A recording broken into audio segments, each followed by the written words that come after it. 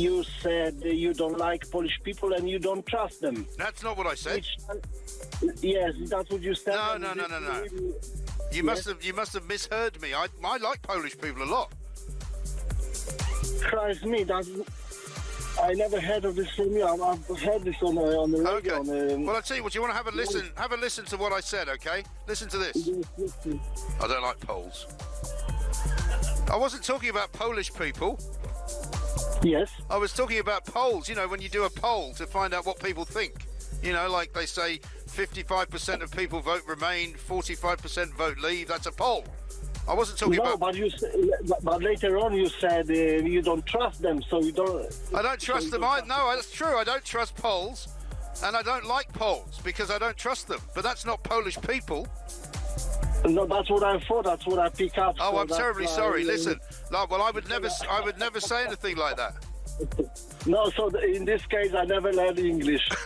No, listen, it's fine. It's absolutely fine. I'm very glad you called in because I wouldn't want you walking around thinking that Mike Graham is a horrible bigot. He doesn't like Polish people. No, I was thinking, what the hell? What's going on here, actually? I'm actually back and explain a few things.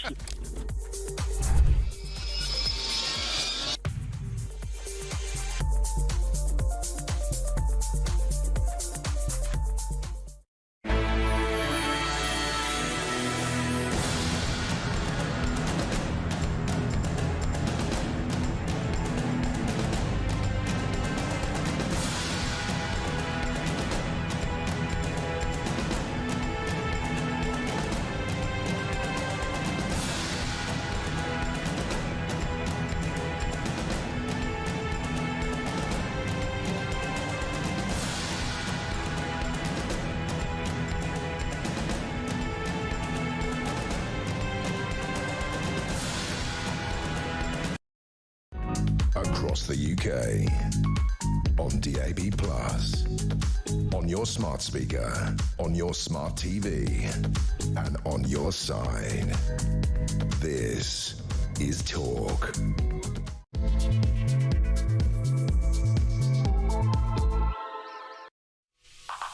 Good morning, this is Talk. I'm Peter Cardwell, in for Julia Hartley-Brewer this Easter Monday, and this very sad news has come through in the last hour that the Pope has died. Francis has very sadly left us, and the 1.4 billion Catholics around the world will be in mourning for the next few days. We'll hear about his funeral, about what will happen, and of course how a successor will be nominated during the conclave process. We'll be speaking to some prominent Catholics about that, including Anne Widdecombe, the former government minister, so stay with us between now and 1 for that.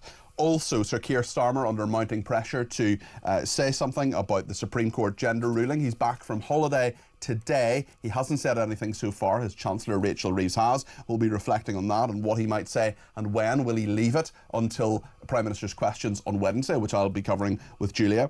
Has the ECHR veered into politics? Well, a leading UK judge, the former Lord Chief Justice Ian Burnett, has said that it has. Also, we'll be talking about non-crime hate incidents and whether they actually do anything to fight crime. I would argue they don't, but we'll get the detail on all of that. The 30-hour truce in regard to Ukraine and Russia, apparently that is over. Was it ever there in the first place? And we'll talk about Ed Miliband attacking Nigel Farage over net zero claims, and prison officers to demand that staff be given electric stun guns, tasers essentially, to protect themselves while guarding the UK's most dangerous jails. They're going to meet the Justice Secretary Shabnam Mahmood on Wednesday. Do you think they should get them? What do you think? There was that horrendous attack on 3 officers with boiling oil, and they were stabbed as well about just over a week ago in HMP Franklin, where some of the most dangerous people in our society, including the Manchester bomber and his brother, are kept. Stay with us here on Talk. Loads to discuss, and I want to get your views. 0344 499 1000 is the number to call. You can text me 87222 with the word Talk in your text. You can tweet me at talkTV, follow me at Peter Cardwell, and remember, the main number does 3 things. You can send me a voice note, you can send me a WhatsApp text message, or you can give me a ring on 0344 499 1000. Lots of calls, texts and tweets. Let's get you on the air. This is my show, but it's your show too, between now and 1 o'clock here on Talk. Right then, I want to speak to Dr. Gavin Ashenden now. He's a British Catholic layman and an associate editor of the Catholic Herald. Gavin, not entirely unexpected news in regard to the Pope, but very sad nonetheless for so many Catholics around the world and many other people as well who admired Pope Francis. I'm certainly one of them. And of course, he was out and about yesterday. He wasn't reading his Easter message, but he was waving. And I suppose this is, although inevitable because he was so unwell, nonetheless something that will have shocked many Catholics this morning. I think death shocks everybody. We're capable of having two almost equal and opposite reactions. We all knew he was ill. Double pneumonia at 88 is pretty serious. It's wonderful that he recovered. He was clearly being very brave and very courageous and very self-giving. Wonderful he was there on Easter Sunday at St. Peter's. But at the same time, he was very ill, and one doesn't wish constant suffering and constant illness on people. So it's shocking. It was a surprise he recovered, shocking he's died, and a very serious moment in the life of the Catholic Church, as the death of any pope is, but this one in particular, because of the way in which I think cultural and political issues have become so intense the world over.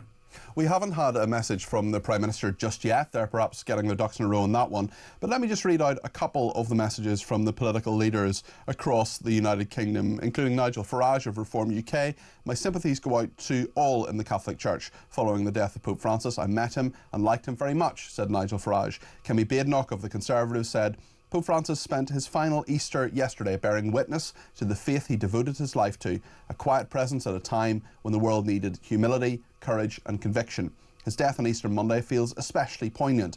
He reminded us that leadership isn't about power, but about service. When I met him in 2022, he spoke warmly of the UK and the values we share in a world that too often turns away from faith. He stood firm. May he rest in peace. What do you make of those messages, Gavin? I think they're very lovely. They're very well crafted, and they bring out some of the ways in which people are immediately grateful. Inevitably, when someone dies, I think the first thing we want to do is express gratitude for their life and respect for everything they did.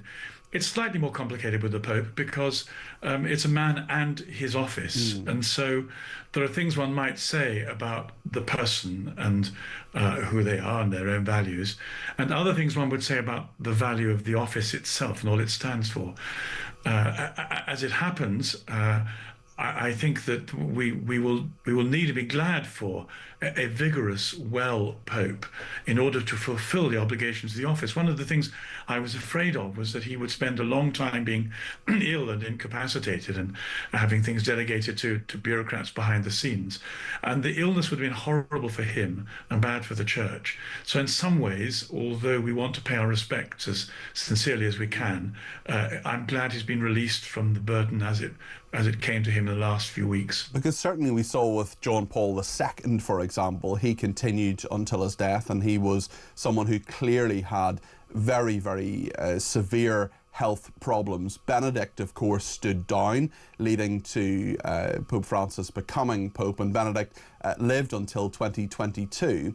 Is the idea of a retiring Pope perhaps something that the next Pope should think about, or at least have in his mind when elected?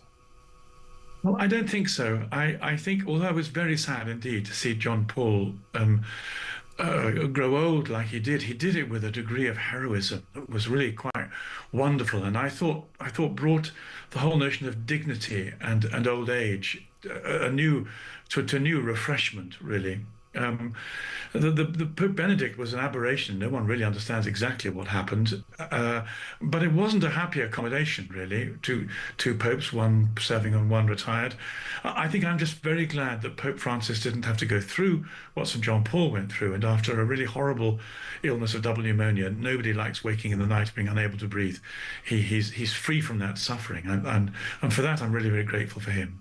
Tell me about Pope Francis and the kind of person he was. He was a very non-traditional Pope. He washed the feet of prisoners, for example. He apparently put on his priest vestments and went out during the night to administer to the poor in Rome. He was someone who certainly didn't do things the way so many other popes did. He lived a much more humble life than other popes, and certainly his death and how he will be remembered, even the process of him lying in repose, for example, is something that will be done in a different way, won't it, Gavin?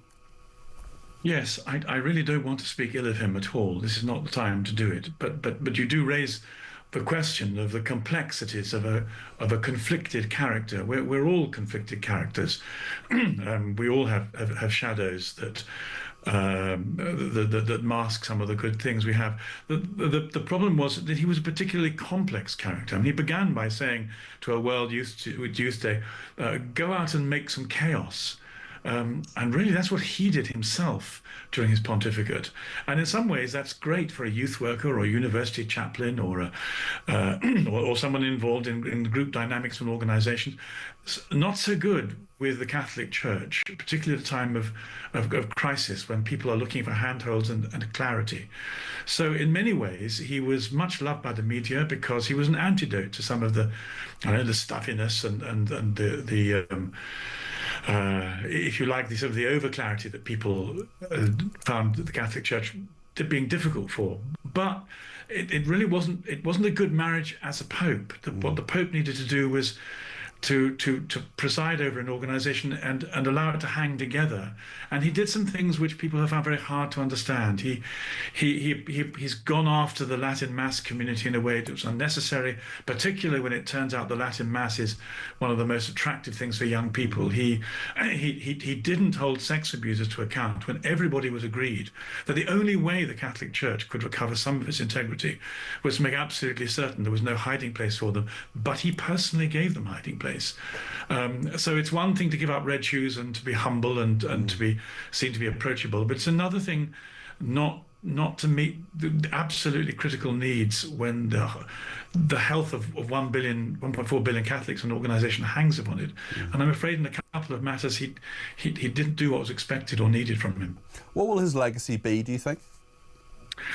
Well, that's very interesting. Everything depends upon whether the cardinals, of whom he appointed most, decide they want a Francis II, or whether they want someone to put right what he wasn't able to manage to do. And in some ways, I think his legacy is very helpful, because I think the very chaos that he brought to the church, he issued a number of documents which had some very ambiguous language in them. And people say, well, what do they mean? In fact, there's half a dozen cardinals exercise their right to a dubio, which says, please explain to us, you have a duty to do it. We need to know what this meant. And he blanked them, which was just, I mean, we still haven't recovered from it. So I think what he did was he shows us what Catholicism and Christianity looks like when it's ambiguous, and it doesn't look very good. It doesn't meet the need. I hope, therefore, the legacy will be that the cardinals will say, okay, well, there we are. That was one way of doing it. Now we're going to try and put that right, and find somebody more in the mould of John Paul II or Benedict, whom I thought were both excellent on this. It's interesting that a papal funeral has traditionally been an elaborate affair, but the whole procedure is now going to be less complex. Previous pontiffs were apparently buried in 3 nested coffins made of cypress, lead and oak, but Pope Francis has opted for a simple wooden coffin lined with zinc. When can we expect his funeral to be, and what happens after that? Because the conclave then occurs, doesn't it? Yes, the funeral will take place between 3 or 4 days, and it's fine that it's simplified. I think there's great scope for simplification in the church. And in one sense, Pope Francis, quite rightly, having chosen the name Francis, brought that with him, and that was refreshing and lovely. And I don't think anyone will be anything but respectful and grateful for what he brings to what his plans have been for his own funeral. Humility and simplicity is a great virtue. 3 weeks after that, the cardinals will come together for this huge event. Huge because it's so significant. I think it's not just significant for the Catholic Church, I think it's significant for the world. This is not just a new pope and a new election.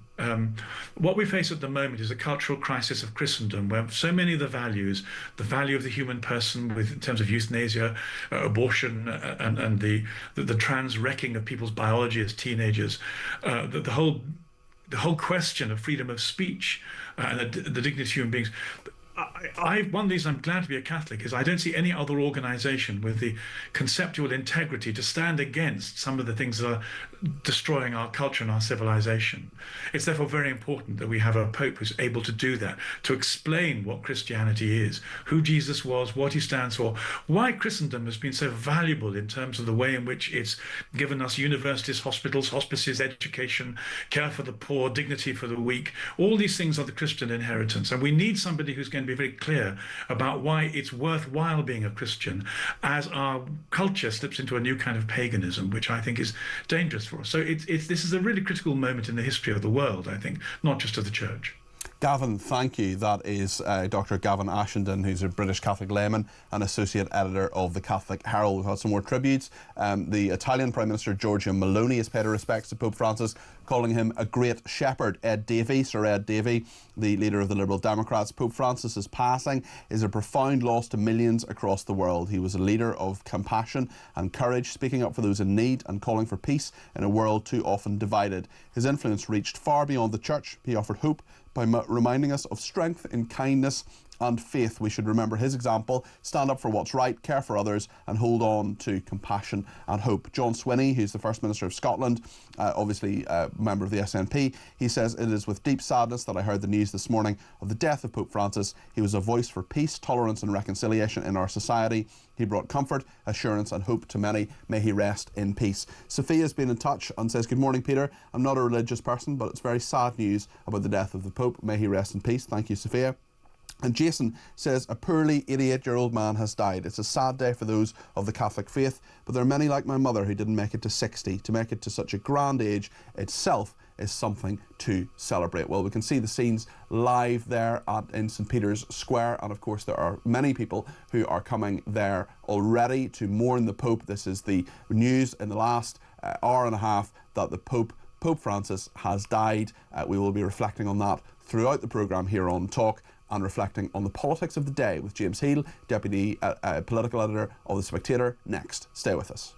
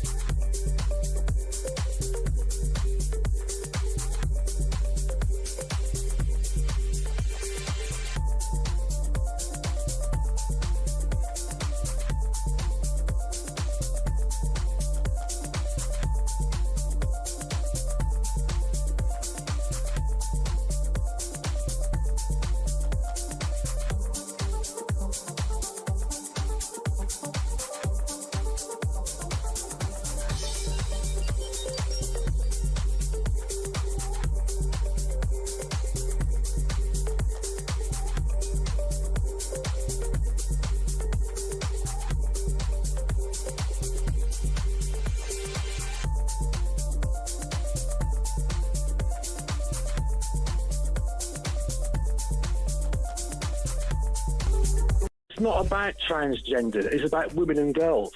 And biological women don't want men in their toilets, in their change rooms. I've got a daughter who's in high school. I don't want boys in her changing room. It's not about transgender people. It's about the rights of women and girls. The 2 female judges and 3 male judges, was it, in the Supreme Court? Yeah. That took them about 10 minutes. They must have gone back, had a cup of tea and gone, do you know what? We're Supreme And it was Court unanimous. judges. It was unanimous, wasn't it? We're Supreme Court judges, and we're having to tell the nation what a woman is? I mean, come on.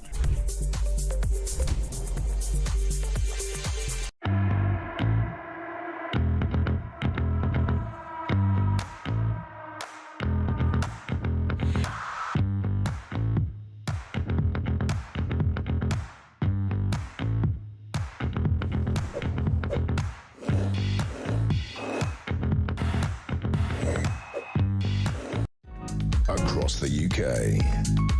On DAB+. On your smart speaker. On your smart TV. And on your side. This is Talk. JD Vance, the Vice President of the United States, met the Pope just yesterday. We also saw the Pope on the balcony in St. Peter's Square. He didn't read his Easter message, but he gave it to an aide, but he did wave to the crowd. So even within the last 24, 48 hours, Pope Francis working until the end. JD Vance has said, "I just learned of the passing of Pope Francis. My heart goes out to the millions of Christians all over the world who loved him. I was happy to see him yesterday, though he was obviously very ill, but I'll always remember him for the below homily he gave in the very early days of COVID. It was quite beautiful, and then he paced the homily there. May God rest his soul." And of course, JD Vance was the last global leader to meet the Pope prior to his passing. And the Archbishop of Westminster, the top Catholic in the UK, Archbishop Vincent Nichols, has said the death of Pope Francis brings great sadness to so many around the world, both in the Catholic Church and societies in general. A voice proclaiming the innate dignity of every human being, especially those who are poor or marginalised, is now silent. Well, let's speak to James Heal. He's Deputy Political Editor at The Spectator. James, there's so much politics to talk about this morning, not least the trans row, which a lot of people are still reacting to a number of days on. We're going to talk about Ed Miliband. We're going to talk about the European Convention on Human Rights and what Ian Burnett, the former Lord Chief Justice, has said about that. It says the ECHR is veering into politics. But first of all, Westminster in mourning today because of the Pope. And we haven't had a statement from the Prime Minister just yet. I expect that's in the works. But plenty of political leaders, Kemi Badenoch, Nigel Farage, Ed Davey and John Swinney, already reacting to this very sad news, James. Absolutely. And of course, the Pope, who held the role for a number of years, obviously was someone who met with a number of leading UK politicians as well. So both Kemi Badenoch and Nigel Farage have been talking this morning about their own personal meetings. I understand Nigel Farage sort of got on very well with the Pope when they met.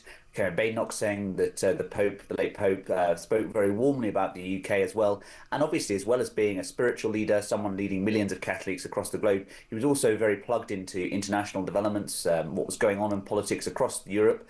And I think obviously the very warm tributes coming across the political spectrum are a testament to his leadership for the past decade or so. Easter is, of course, the most important festival, I would argue anyway, for Christians. Many Christians I know, certainly Easter is a much bigger deal even than Christmas. The significance of him dying on Easter Monday, of course, won't be forgotten. But Easter Monday is also the day that our own Prime Minister, Keir Starmer, is back from holiday. He's under a lot of pressure at the moment to talk about the trans issue, and the Supreme Court just a few days ago making it very clear what the law is. A man's a man and a woman's a woman. We've had Rachel Reeves responding. She responded on the day. Let's hear what she had to say a few days ago. But the Prime Minister so far, and in fairness to Keir Starmer, he's just back from his holiday, but he is back now. We'll talk to James about that in just a second, but I just want to play this clip of what Rachel Reeves said a few days ago. I welcome the decision by the court to give clarity to women, but also give clarity to service providers going forward, and we welcome that judgment. When will you be giving that clarity and issuing new guidance on how to apply it in places like hospitals? Well, the EHRC will be giving that guidance, and they will set that out in due course, but this now gives the clarity that's needed to move forward. So that's Rachel Reeves speaking on Friday. The Supreme Court, of course, gave its ruling on Wednesday. There were huge protests in Westminster yesterday. But James, how much pressure do you think Keir Starmer is under to react to this? Will he just leave it until Wednesday, Prime Minister's questions? Surely Kemi Badenoch's first question has to be about this. I think that's a very good prediction, Peter. I think that this is something where Kemi Badenoch has a strong track record on. This is something that was Keir Starmer's Achilles heel for a long, long time. And you think about the endless interviews. He changed his mind twice?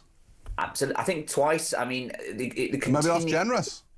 I mean, you know, hand-wringing that went on over this, the kind of different contortions he did in interviews, and even sort of latest 2023, 2024, Labour frontbenchers were still struggling to answer whether women can have a penis. And so as you saw from Rachel Reeves there, what her answer was, yes, we welcome it, but it's all about sort of in the detail, kick it into the long grass, etc. We'll work this out in the fullness of time. I don't think he wants to answer many questions about this, Peter, and it's not surprising. I think it's something that a lot of MPs, as we saw from the Mail on Sunday Splash yesterday, in which they were discussing the Baroness Faulkner, who's head of the who's head of the Equalities and Human Rights Commission, they're very unhappy at how it's being interpreted. So I think that it's a real fault line in the Labour Party, and one where Keir Starmer's not going to be able to come out and actually get on the front foot anytime soon. I'll be very interested as to what Keir Starmer says about the Culture Minister, Sir Chris Bryant. He joined in attacking Baroness Faulkner. She's the chairwoman, as you say, of the Equality and Human Rights Commission, and saying that, well, just explain this row to us, actually, because the Mail on Sunday reported this yesterday. There are a lot of Labour MPs unhappy about this, but it's the Supreme Court, it's the rule of law, it's the highest court in the land. Surely they've just got to get on with it.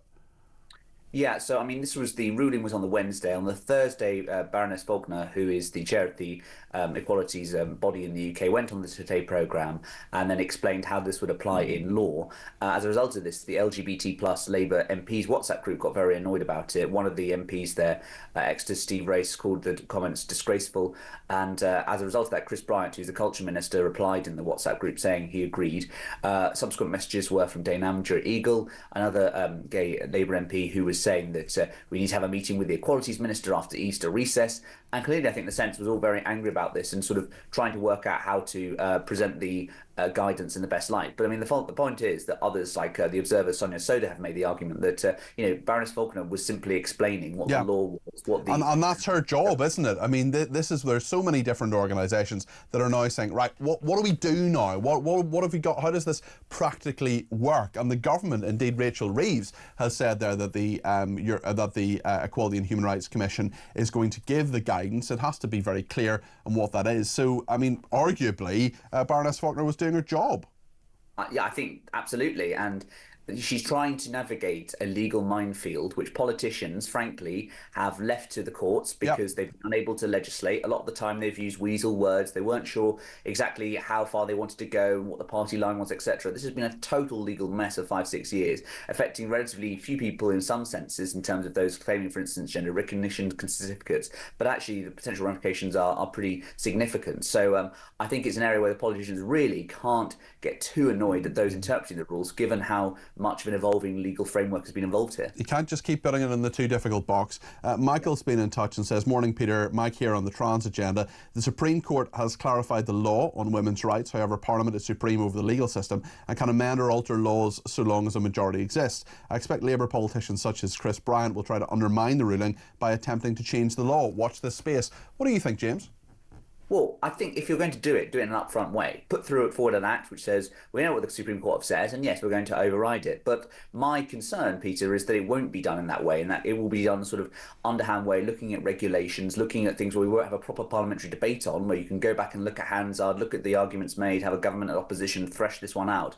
I think it will be interesting to see how it all evolves. I suspect on the issue of single-sex spaces, there won't be too much, but I suspect there may be other things, looking at maybe, for instance, tweaking gender recognition certificates, etc., further down the line. But it's going to be a long parliament, 4 more years of a big Labour government, and I'd expect to see more action in this area, but not necessarily on the floor of the House of Commons. We'll be talking to Helen Joyce, the Director of Advocacy at Sex Matters and author of Transgender Identity and the New Battle for Women's Rights. She's coming up in just a few minutes' time. But let's stick with James Heal, because there are a few other issues. I want to talk about the European Court of Human Rights. It's veered into politics. This is Ian Burnett, the Lord Burnett, the former Lord Chief Justice, arguing that the ECHR needs to be told to cool their boots.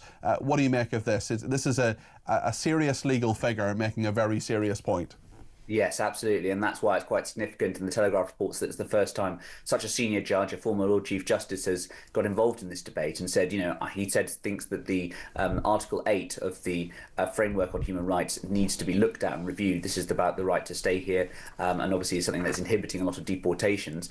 And I do think that there has been a shift, both in sort of the political sphere, but also the legal world as well, where judges are saying, frankly, they're looking at what's coming out of some of the immigration tribunals lower down the courts, and while there may be corrections later down the line, they're saying, how on earth are judges reaching these decisions? So I think well, it's refreshing and welcoming that the judiciary accept, yep, we've got a problem here. And actually, even if you're pro-judge, even if you think that they've done nothing wrong, to explain themselves much better rather than a kind of lot of the thin-skinned defensiveness we've seen thus far. This is a legitimate political debate. It's one that's frustrating a lot of the public. Ministers are certainly very annoyed by it, and the judiciary ought to be having a role in that active public debate. Yeah, somehow I can't see Baroness Sue Carr of Woke saying anything about this. She's the one who reduced on appeal the Just Stop Oil protesters' sentences. She also told Kemi Badenoch and Keir Starmer not to comment on an immigration case. I don't know if you've come across this concept, Sue, but it's called free speech in this country. She's also the one who presided over the absolute fiasco of people being, the idea anyway, the concept, which was then blocked by Shabnam Mahmood, of people being given shorter sentences because of their ethnicity. So yeah, get with the programme, Sue, is what I would say. But Ian Burnett, I never thought I'd say this, but I agree with him and think he's done a good thing. Ed Miliband, let's talk about him being slammed after ploughing on with Labour's net zero push that will apparently raise bills. He's criticised Nigel Farage as well. Explain this story to us, James. Sure. So this was an Observer column which Ed Miliband wrote yesterday, in which he was very much lumping the Conservatives and Reform in together, saying that actually clean energy is going to be something that saves us money and is a great energising mission of this government. We're not going to be backing down. And I think this is interesting for a couple of reasons. One, of course, is the fallout from the Scunthorpe steelworks. This net zero has been used by some saying as a sort of way to justify or explain the reasons why the Scunthorpe works got into so much trouble in the first place by making electricity very expensive. The other thing, of course, is that there's a massive poll came out yesterday, a More in Common poll, an MRP poll, which showed that 10 cabinet ministers, including Ed Miliband, will lose their seats to Reform in the next election. So I think this whole dimension of Reform versus Ed Miliband, the politics of Doncaster, the politics of steel production, energy, green price, this is going to be a huge issue. Labour clearly think that, much like we're streeting on the NHS, this is a vote winner for them and they can take the fight to Nigel Farage on net zero. I'm a little bit more sceptical. I don't think the British public have so much faith in it as they do like the NHS, etc. And I'll be interested to see, given that Ed Miliband is already annoying some colleagues in the Treasury, etc., with his demands, that I suspect this may be one where Miliband, I'm not sure he'll necessarily last a full 5 years of government. And this was a reminder to Labour, if ever it were needed, that we need to get rid of this sort of lazy idea that Reform is only a threat to the Conservatives. Reform UK is a huge threat to many political parties, including Labour. Yeah, absolutely. And yes, they are taking more votes from the Conservatives than Labour, but also you have to remember is, of course, is that under first past the post, it's just winner takes all. So it really doesn't matter if Reform are only getting a certain small number of votes from Labour. If they're enough to get them over the line, you can see seats one of the last election with 31, 32%. And a lot of those vote management. We've seen Nigel Farage praising the Liberal Democrats, for example, in regard to their vote management. And we are in a situation where 3.5 million people voted for the Lib Dems. They got 72 seats. 4.1 million people voted for the Reform UK, and at the time of the election they had 5 seats. So it's definitely a big issue, and one I'm sure that will play into the local elections over the next couple of weeks. It's Thursday week that many parts of England will have those local elections, James. Absolutely, and I think we're in the age of four-party politics now, and it's all going to be about how many first places you can get. You know, the Lib Dems in the last general election were very good at turning those second places of 2019 into first places. Reform's big problem historically has always been lots of second places everywhere, but not many first places. If they want to get, and I think they can get 400, 450 council seats, they need to be really channeling those votes into key areas, targeting their wars, putting the activists in the right areas, and also encouraging voters to realise that, you know, in two-horse races only Reform can win. Many places in the north of England, such as Doncaster, such as Durham, Reform are going to be the big opposition to Labour there. So I think that's something they want to buid on if they want to win that parliamentary majority in 2029. What sort of a morning is Kemi Badenoch going to have on the 2nd of May, do you predict? Very bad morning. Yeah. I think that you can see that in terms of her management of this campaign. She's been downplaying it. Her launch, she was saying it looked more like a funeral than it did a sort of rally.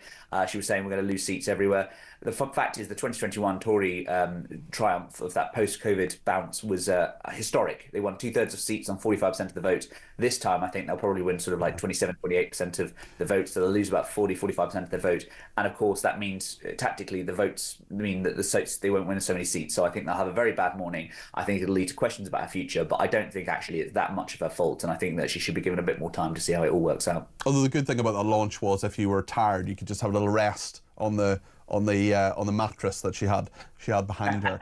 James, thank you for that. That's James Heal, who's the Deputy Political Editor of The Spectator. No doubt we will keep you absolutely up to date on all the local election results. I'll be on air the next day on the 2nd of May with Drive, and we'll bring you all those results and what it means for national politics as well. So that's in many parts of England, not Scotland, not Wales, not Northern Ireland, but in many parts of England there are council elections, of course, on the 1st of May.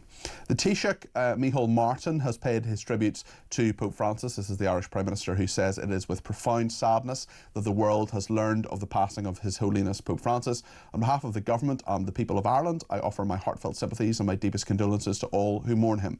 Pope Francis's long and distinguished papacy was marked by his unwavering commitment to the principles of compassion, peace and human dignity. He spoke out for the poor, the marginalised and the oppressed. His solidarity with refugees, his calls for climate action and his insistence on global peace and equality set him apart as a champion of justice in the modern world. Liam has been in touch as well and says, I send my condolences to all Catholics today. Even though I'm not Catholic, I still had a tremendous respect for the Pope, and it's a very sad day for all when we lose such a sensible person in a chaotic world where so many people are at odds with one another, says Liam. Doug says, is there silence from Starmer?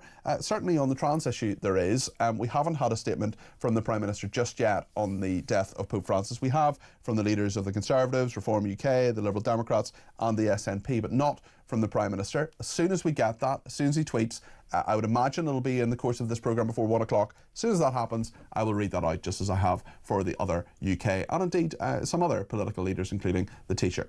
Stay with us here on Talk, because just in a minute we're going to speak to Helen Joyce, who's Director of Advocacy at Sex Matters, about all the fallout from the Supreme Court decision. Stay with us.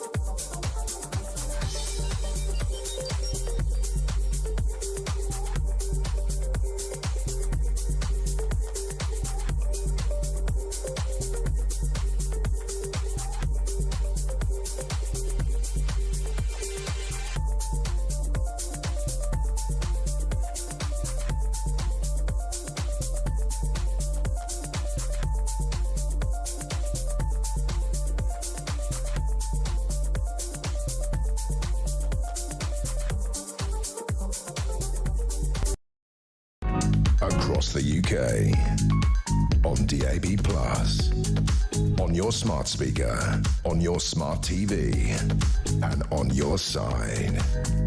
This is Talk. Jimmy has made a very good point on Twitter. Morning, Cardi P. To say non-crime hate incidents could do anything to reduce crime is a complete contradiction in terms. They are not crimes. The police just go around attempting to intimidate people based on someone's hurty feelings, says Jim in London. Well, listen, the question is being asked, do non-crime hate incidents, actually reporting them, actually reduce crime in the longer term? I mean, the answer is no.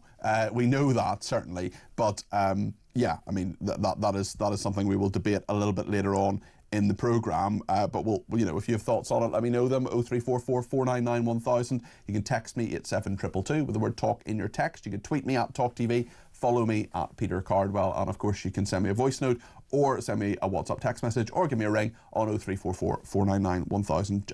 Joe says, I think people have no idea how much, not the Conservatives, but Labour will lose to reform. The red wall is furious. And just a bit of reaction to what Dr. Gavin Ashenden said a little bit earlier on from Lucy, who says Gavin's honest appraisal of the Church and Catholic faith was well worth listening to. He seemed to understand the leadership we need better than many politicians. Well, we'll be speaking to a politician, Anne Widdecombe, who is a Catholic. Of course, she converted, and she will be paying tribute to the Pope a little bit later on in the programme. But for the meantime, I want to talk about the big political row that is happening. The Daily Mail front page this morning: Starmer must break his silence on the trans judgment. Campaigners and MPs demanding the Prime Minister backs the ruling after saying nothing for 5 days. I mean, in fairness to the Prime Minister, he has been on holiday. And I don't know about you, there's some people who say politicians should work all the time and they should always be on call, they should never sleep, they should live in a cave and eat grass.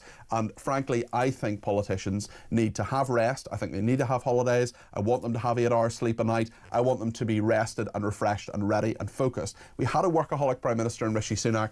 Look how that worked out. Keir Starmer's on holiday. Yes, he should say something about the trans debate. He should probably say so today. He's back. I think he's probably not going to say anything until Wednesday. I think this pressure is going to continue. But let's find out what Helen Joyce thinks. She's Director of Advocacy at Sex Matters and author of Transgender Identity and the New Battle for Women's Rights. Helen, thank you for joining me this morning. What a dramatic and busy few days it has been for you, no doubt. Where are we with this now? There's so many things I want to ask you about. I want to ask you about the MPs who aren't happy about this, but specifically on Starmer, what would you like him to say? I'd like him to do what he did with the Cass review, which is to have the government state its position strongly and clearly, which is that it fully accepts it, fully supports it, and will fully implement it.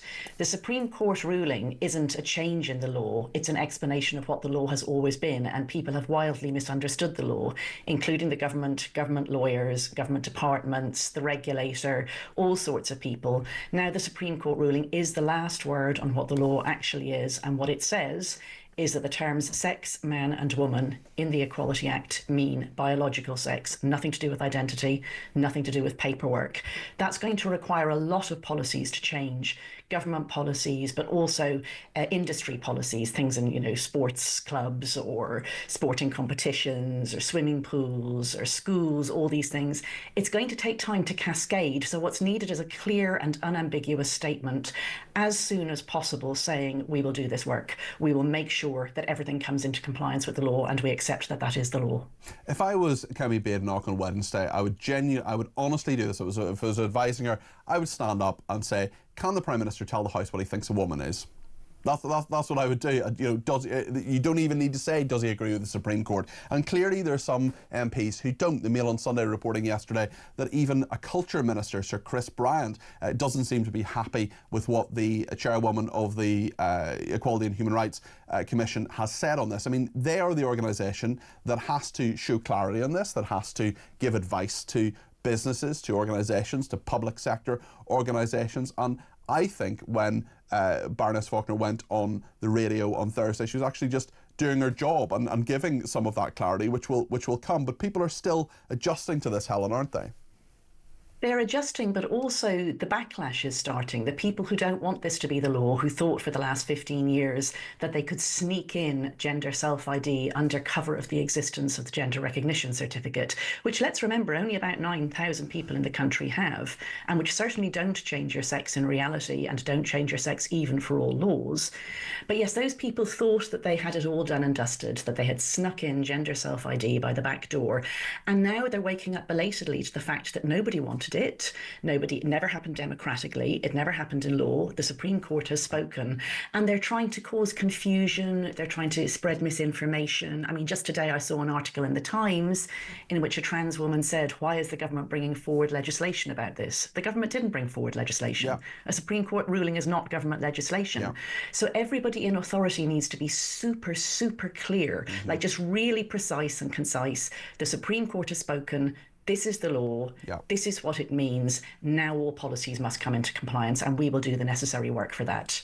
In terms of that, though, in terms of legislation, do you think the government would try? I mean, it's such a politically toxic issue, as you know far better than I do, Helen.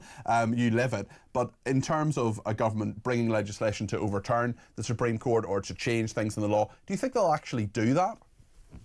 I cannot imagine it. I mean, to say that it's toxic is to understate the matter. I mean, over the weekend, we saw protests in which enraged and entitled men turned up with banners in Parliament Square, and they defaced a statue of Millicent Fawcett, the only woman in Parliament Square who was, of course, very important to women's rights campaigners.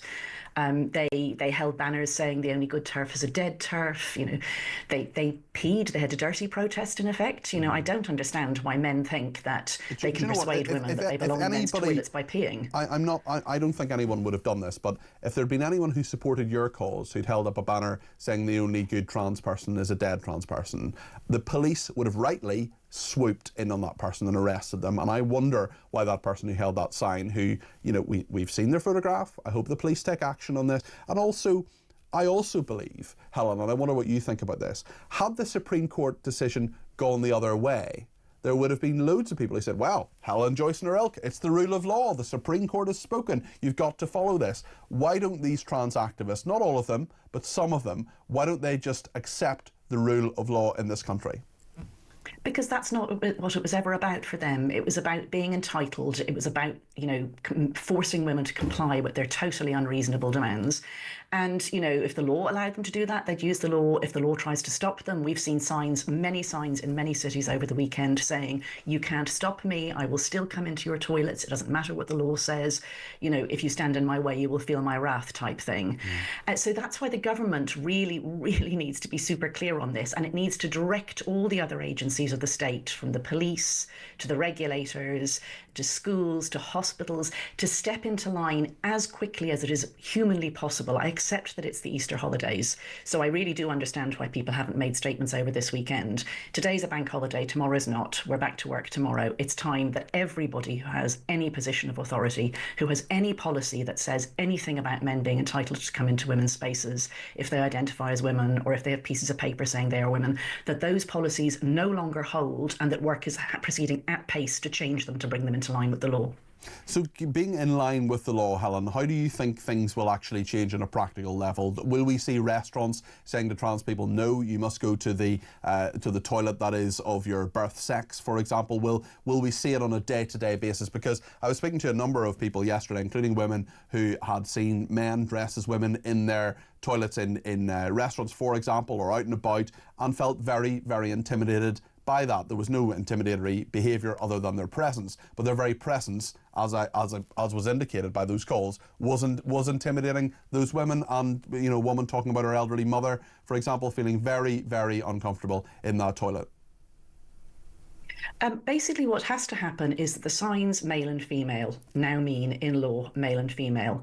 As Kishore Falconer has said in her radio interview, if you put up a sign that says female, that means it's only for female. If you allow in even one man, any special man, any man who identifies as a woman, it's become a mixed sex space. And in law, you can't treat female-only spaces as if they're mixed sex. They're two different things. So the people who say, oh, well, you know, you can still set your own policy, well, you can, but then we'll challenge you in court and we'll win. That's what the judgment means. So I think it's going to take time for people to understand that whatever about where a man who identifies as a woman goes, the first point is he can't go into the ladies.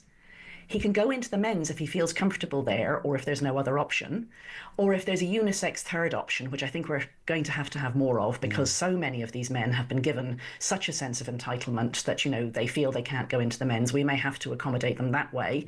But anyway, the first point is just that if it says the woman sign, F, female, or any of those words, no men can come in. The point is to set the clear rule first and then to think about enforcement afterwards. It's not the case that we can say some men won't do what they're told, therefore we can't have the rule.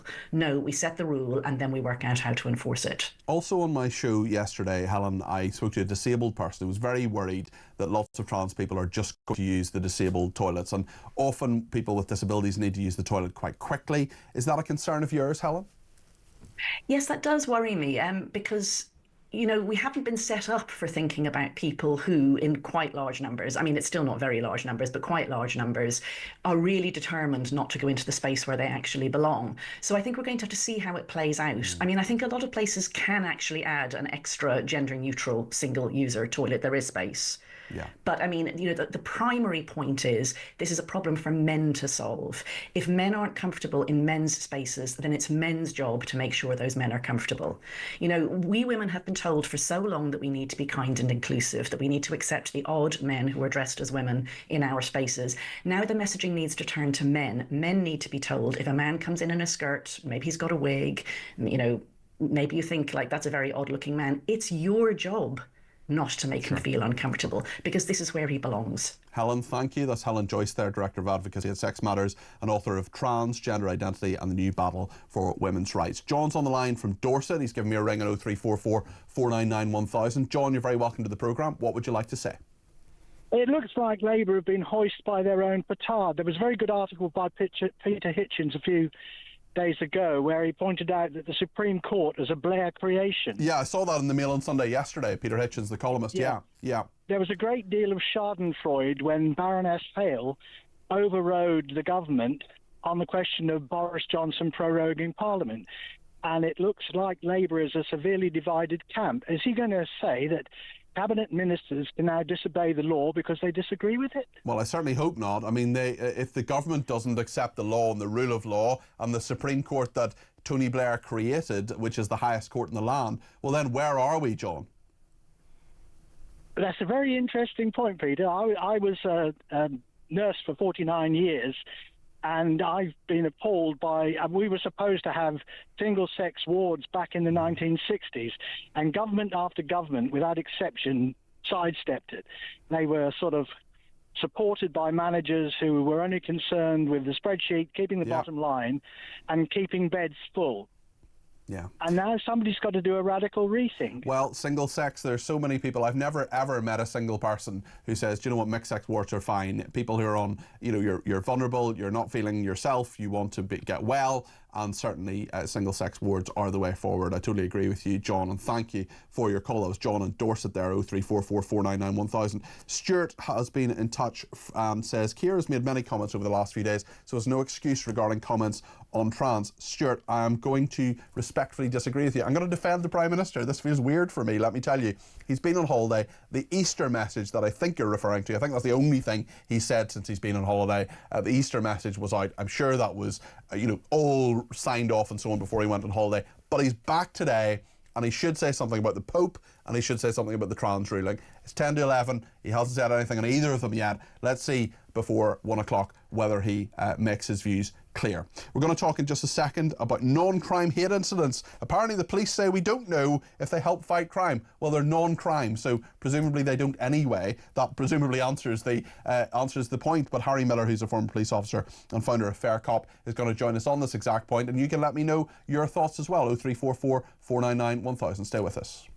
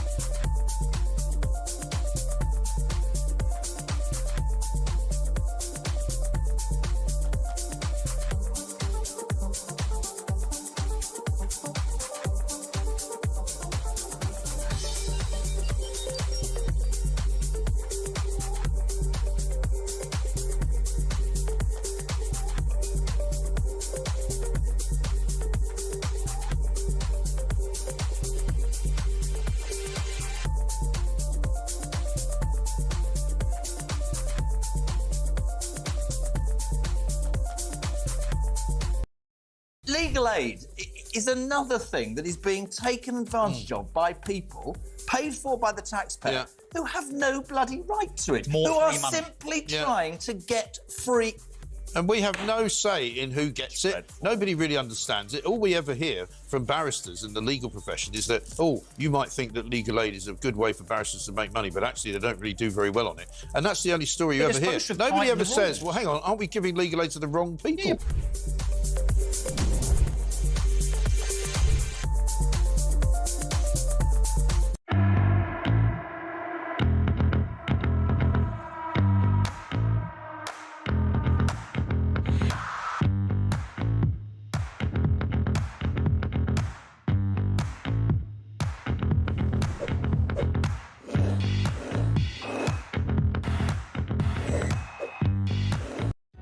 Across the UK, on DAB+, on your smart speaker, on your smart TV, and on your side.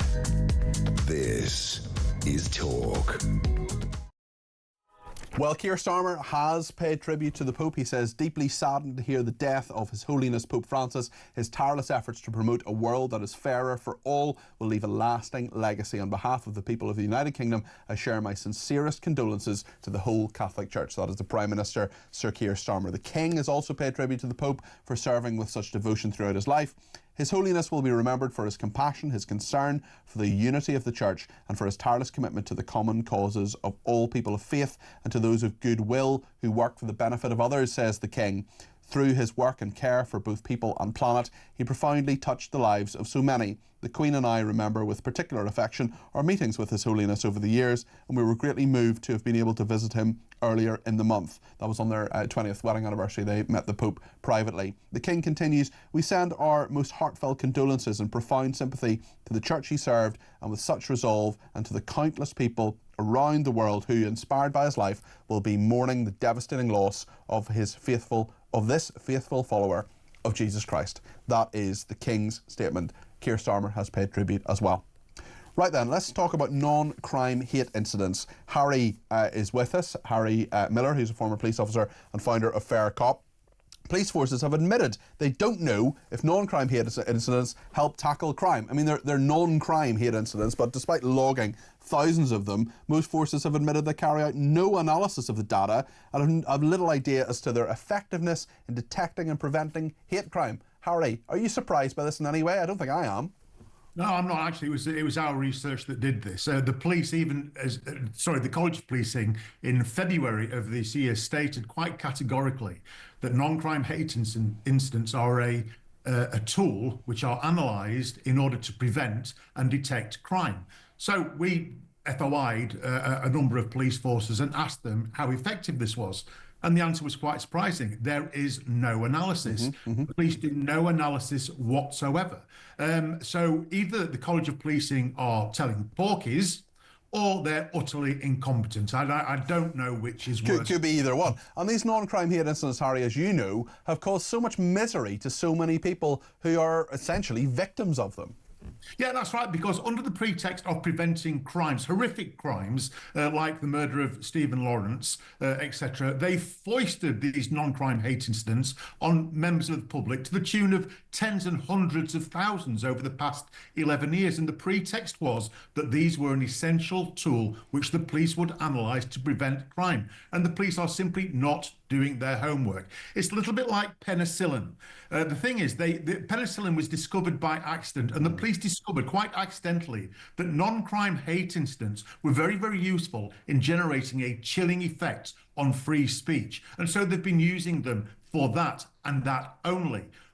It's an absolute travesty. I think the College of Policing, I think Lord Herbert should resign. I think his sidekick, the strategic lead, Tom Harding, I think he should resign, because I don't think you can lie to the public. When you start labelling people as haters, when you start collecting data on people, and the purpose is to prevent crime, and then you simply don't bother. You simply mark people out. I'm sure both those men would deny that they're liars, but certainly, Harry, there is a very strong case for non-crime hate incidents to be scrapped. Absolutely. They simply do not work. In fact, it gets worse than that. One of the things that I asked the college was this.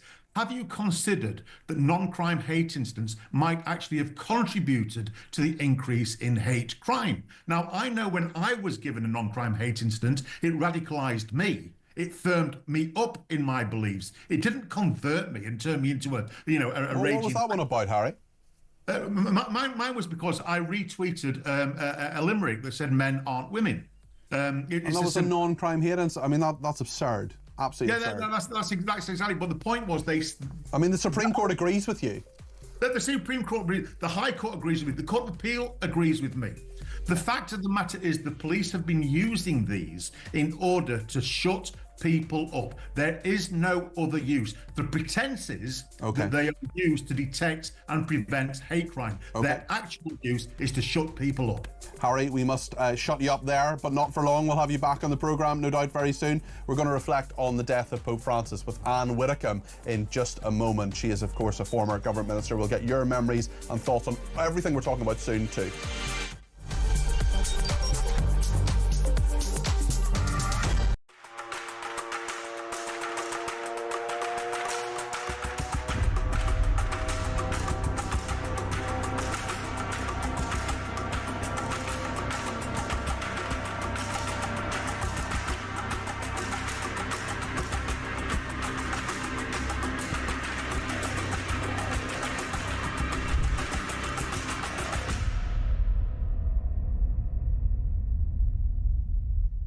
You said you don't like Polish people and you don't trust them. That's not what I said. Yes, that's what you said. No. You must have misheard me. I like Polish people a lot. Christ me, I never heard of this from you. I've heard this on the radio. Okay. Well, I'll tell you what. You want to have a listen? Have a listen to what I said. Okay. Listen to this. Yes. I don't like Poles. I wasn't talking about Polish people. Yes. I was talking about polls, you know, when you do a poll to find out what people think.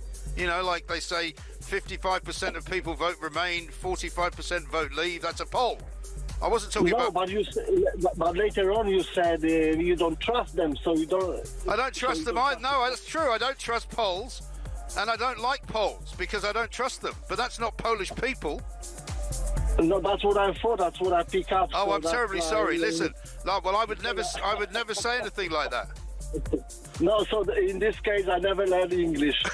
No, listen, it's fine. It's absolutely fine. I'm very glad you called in because I wouldn't want you walking around thinking that Mike Graham is a horrible bigot. He doesn't like Polish people. No, I was thinking, what the hell? What's going on here? Actually, I'm actually back and explain a few things.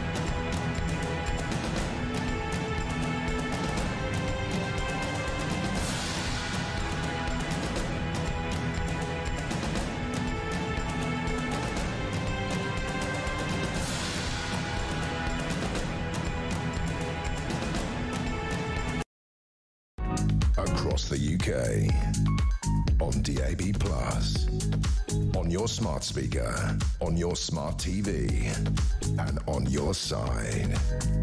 This is Talk.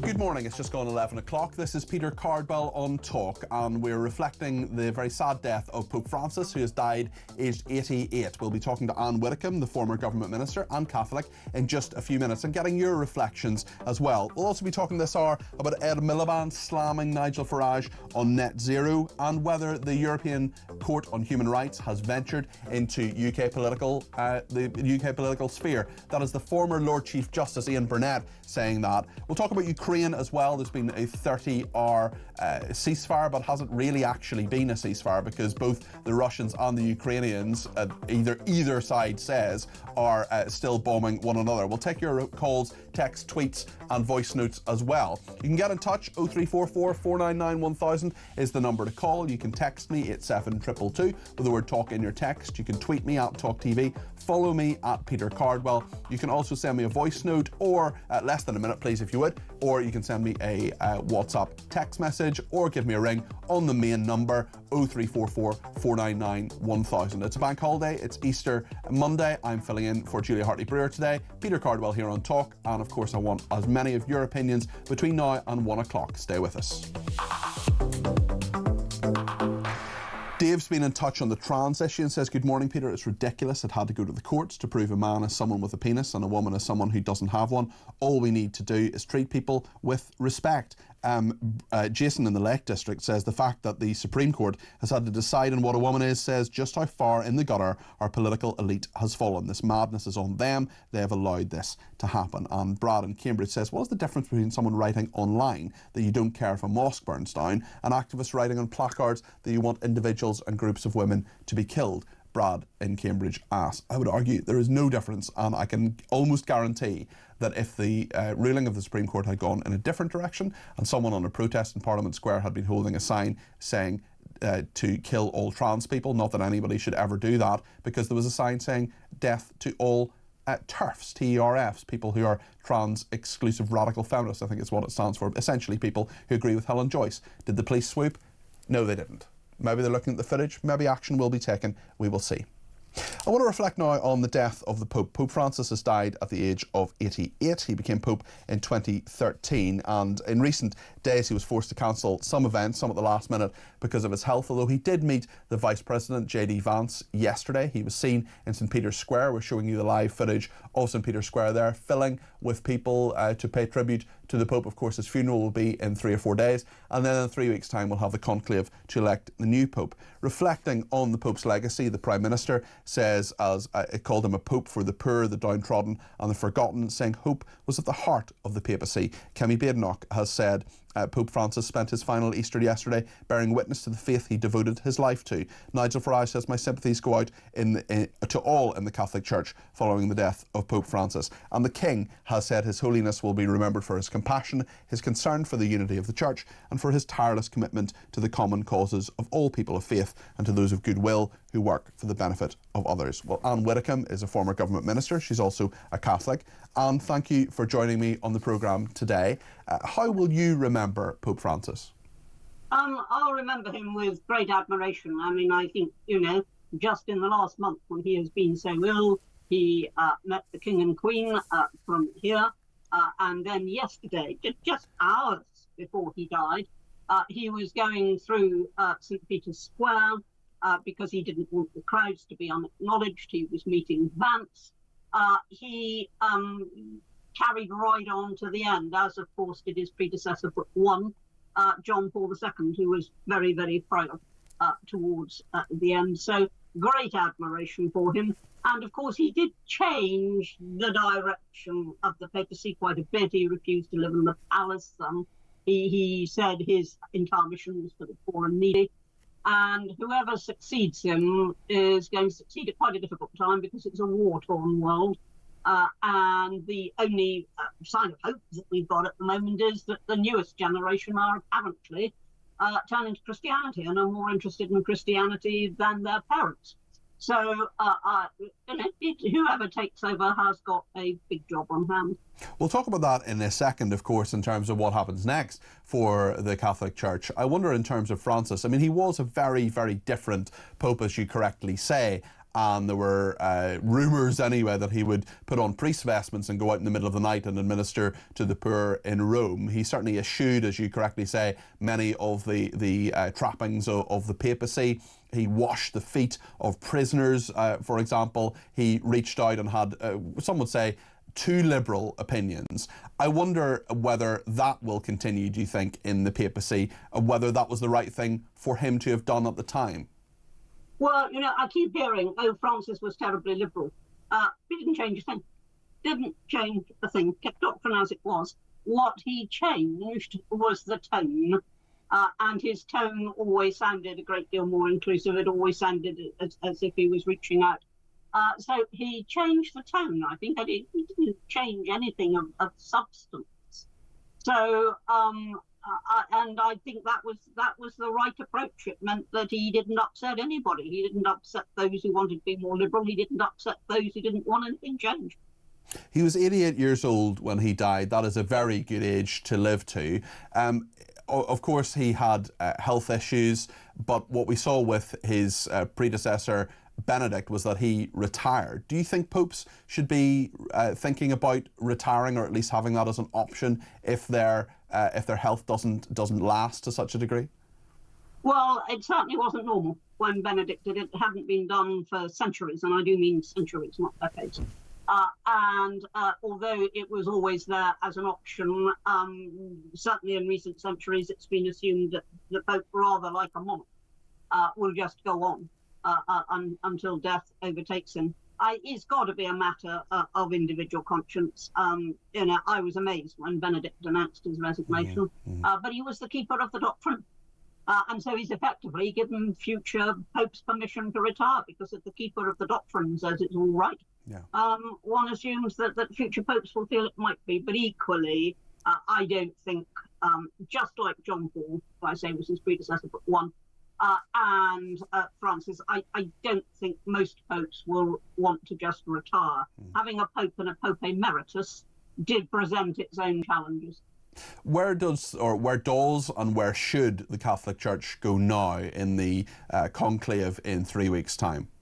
Well, that's very much a matter for the Holy Ghost, if I may say so, because although always these things are discussed politically, should it be a young pope, and should it be a black pope, and should it be this, and should it be that, although these things are discussed in those terms by the secular press, the fact is that the cardinals will meet in a very spiritual frame of mind.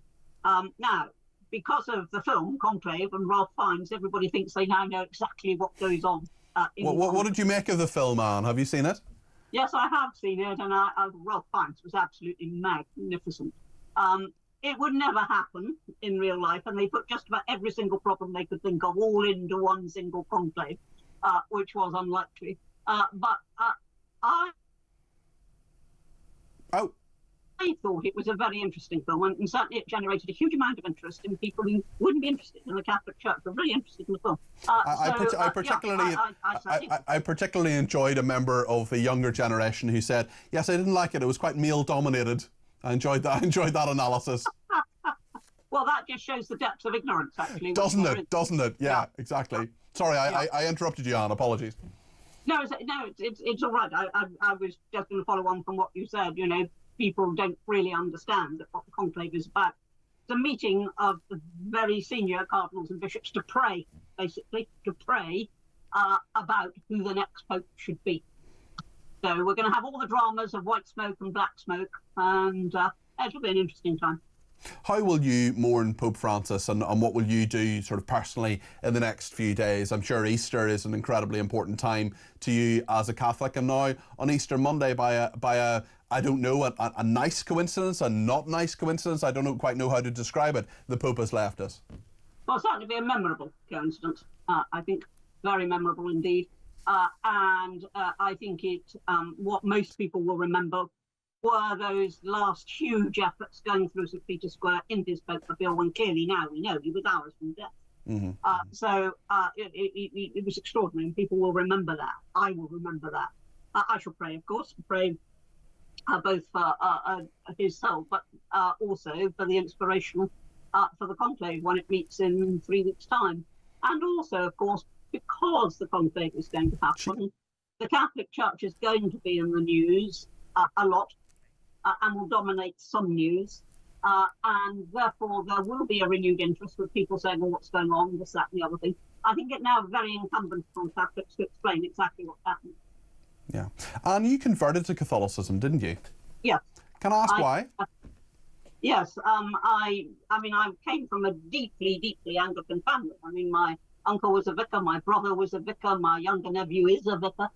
In fact, sometimes I used to say the purpose of the Widdicombe was to breed vicars for the Church of England.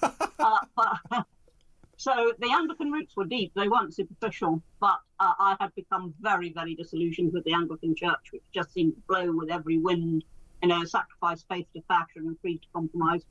And I looked at Catholicism. I had doctrinal doubts about some things, but those were gradually resolved.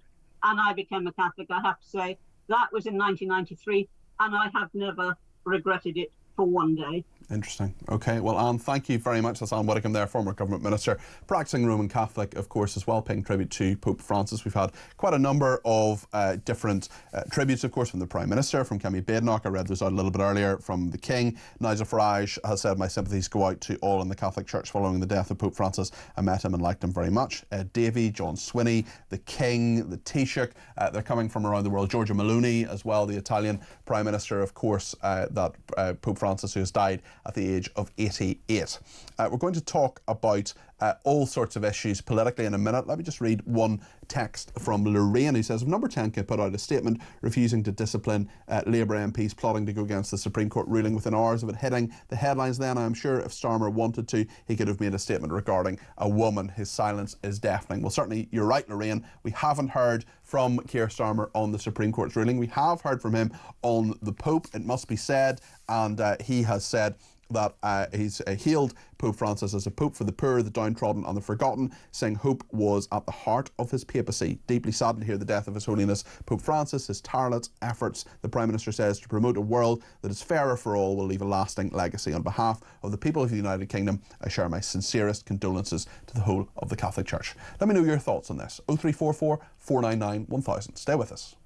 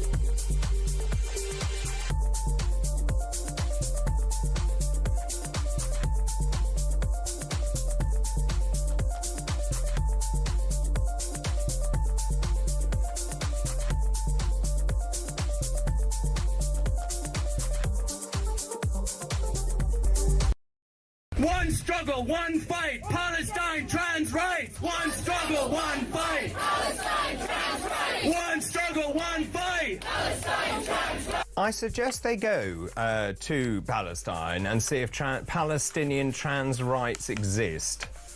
Yeah, indeed. I don't think Hamas are great fans of trans rights. No. It's not high up on their agenda. What does that show to you about their grasp of detail? I mean, there's just absolutely no grasp at all.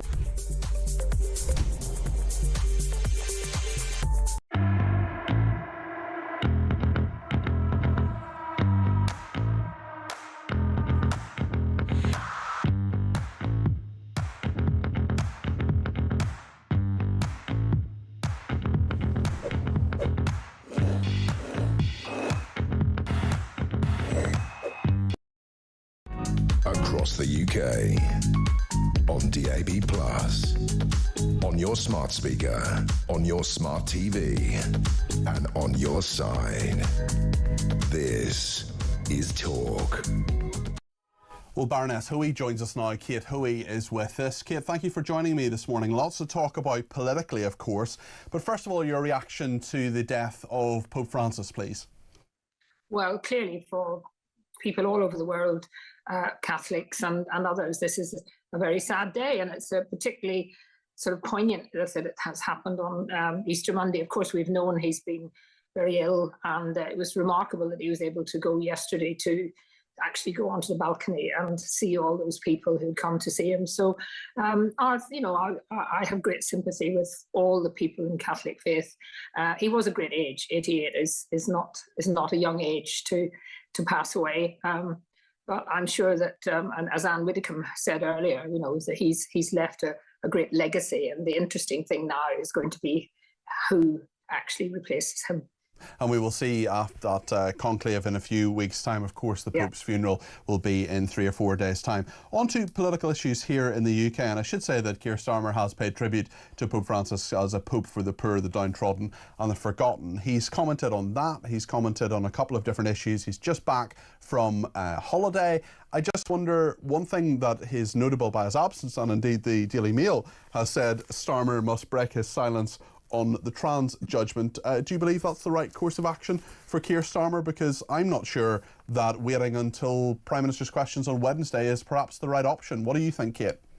Well, I'm very surprised that even though he was on holiday, that there wasn't a statement ready to go out, depending which way the court judgment was going to go, although I think most of us were hopeful and were very confident that it would go the way it did. I'm surprised. I mean, he has put himself in a ridiculous situation over the past number of years on all his various statements. So no one was really very clear what he thought. And this was an opportunity for him to come out very clearly, accept the judgment of the court, say this is now, the government has to now look at how we're going to make sure the law, which hasn't been changed, but the law is actually carried through. And I today, particularly now, as he's made a statement, obviously on the Pope, I see no reason why he shouldn't be speaking out. And if he waits to Wednesday, I think it will allow an awful lot more speculation and, people asking why hasn't he spoken out. Yeah, he's clearly back at work, so this would be the opportune time to make something clear, even if he wants to wait until tomorrow for the Pope's statement, of course, to be out today and not to sort of muddy the waters in that regard. But it has to be soon. What do you make of his treatment of, or what should he do about, I suppose, the ministers who have at the very least raised an eyebrow about this, including Sir Chris Bryant, the culture minister? I mean, if we don't have the rule of law in this country, what do we have? Well, we've all had judgments in the Supreme Court that we've not liked. I had one over the Northern Ireland Protocol, which, although clarified things, was not exactly what we would have liked it to have said.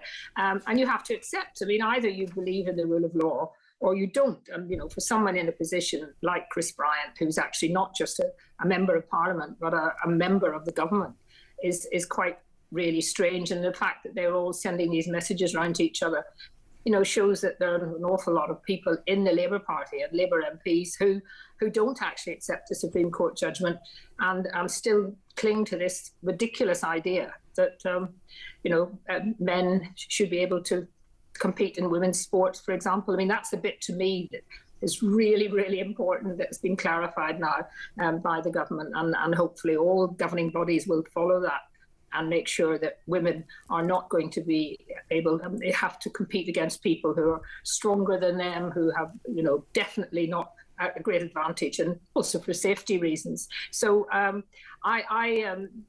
just think that this, we all couldn't really see why in the end the Supreme Court had to even discuss this. It just seemed to people like me, and perhaps that's my generation, just seemed such common sense.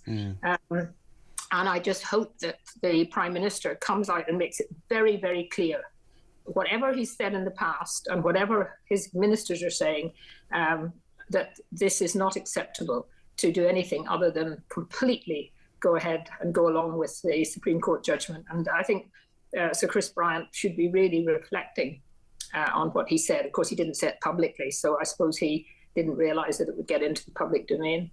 When, in terms of your views, in terms of seeing, as I did yesterday and over the weekend, those protests in Parliament Square, the defacing of the statue of Millicent Fawcett, one of the very few women actually in Parliament, I think perhaps even the only woman as a statue in Parliament Square, great heroine of the suffragist movement, of course. People holding signs, one person held a sign saying advocating that TERFs, trans-exclusive radical feminists, people who have the sensible view on this and the view of the Supreme Court on this, should be killed. When you see those angry protests, when you see those people protesting against the Supreme Court, what goes through your mind, Kate Hoey? Well, it goes through my mind, we've seen in a number of incidents why the police are not acting on something like that. I just cannot believe that if it was the other way around and the women who were supporting the Supreme Court judgment had put up some nasty thing about trans people, that the police would not have acted. And once again, particularly in the Metropolitan Police, they just seem to have this kind of idea that there's something that's either right or wrong, and they always seem to me to be on the wrong side of what the average person thinks is common sense, and to be actually having signs calling for people to be killed. And then you think of that poor woman who's still sent to prison for a horrible, nasty tweet which she did during the Southport riots, and she hasn't even been allowed to leave prison as other prisoners are to visit her family. So there is something slightly distorted about the way the police act. We have to see. Of course, they've got the photograph now, so maybe they'll maybe action will be taken. I'd be interested to find out actually whether any arrests were made during that protest. Perhaps the producer Ted can give the Metropolitan Police a ring actually, and just find out before the end of this programme if any arrests were made at that trans protest at the weekend. Just one other aspect I just want to ask you about, Kate, and this is the European Court of Human Rights. It's veered into politics, and this is a leading UK judge. This is a former Lord Chief Justice Ian Burnett, Lord Burnett, and he is saying that certainly there needs to be at least a conversation about the role of the European Court of Human Rights. I mean, this is not a conservative, this is not someone who is against the ECHR, this is not someone who's advocated withdrawing from the ECHR. This is a very senior, legal, independent figure. I think it's an interesting development. I wonder what you think, Kate. Well, I think it's going to intensify the debate really about whether there's any point in us as the United Kingdom still being a member of that European Court. After all, it is only Europe. It's not even the rest of the world. It's not all the whole world isn't in it. And I think that there is no doubt about it that they have moved into areas that in the past would not have been seen as something that was under their jurisdiction. They seem to be making it up as they go along and getting more and more politically involved in issues to do that, the governments of the country should have control. I mean, you begin to ask, why are we even electing a government, where actually in the end, the courts seem to decide. And of course, on the previous thing to do with the Supreme Court ruling, if the government really doesn't like it, of course, they can always legislate. I can't see them doing that. So I think this is interesting. I think you're right, Peter, that this very senior person making these comments will at the very least open up the debate again in a different way about just what benefit we get from the ECHR and why we as a country can't actually be responsible for our own human rights abuses and operations of that thing, or anything to do with human rights. We can't do it ourselves. Why we have to have a foreign court, in a way, intervening. Yeah. Kate, thank you. Happy Easter to you. That's Baroness Hoey, Kate Hoey there, independent peer, former Labour MP for Vauxhall. Ben is on the line. Ben's giving me a ring from Guildford on 0344 499 1000. Ben, you're very welcome to the programme. What would you like to say? Hi, Peter. I hope you're well. Hello. Let me breeze through with speed because I want to make a couple of salient points. There's no rush, Ben. You take your time. The Supreme Court ruling didn't take away any human rights. Trans people have the same rights they had. It only took away extra privileges, more than human rights, which were mistakenly awarded, like entering into female spaces when you're biologically male and competing. So Keir Starmer really has an easy way out here. He's an old ex-lawyer. He just needs to say the law has spoken, but he won't because he's cowardly. But everything he says comes off the wrong way anyway, so he might as well say something and just let... Although he's often criticised, Ben, for being too lawyerly. Well, maybe you should be a bit lawyerly now and say, this is the rule of law, this is the Supreme Court, this is what they said, right, trans activists, pipe down, this is the law, get on with it, you lost, move on.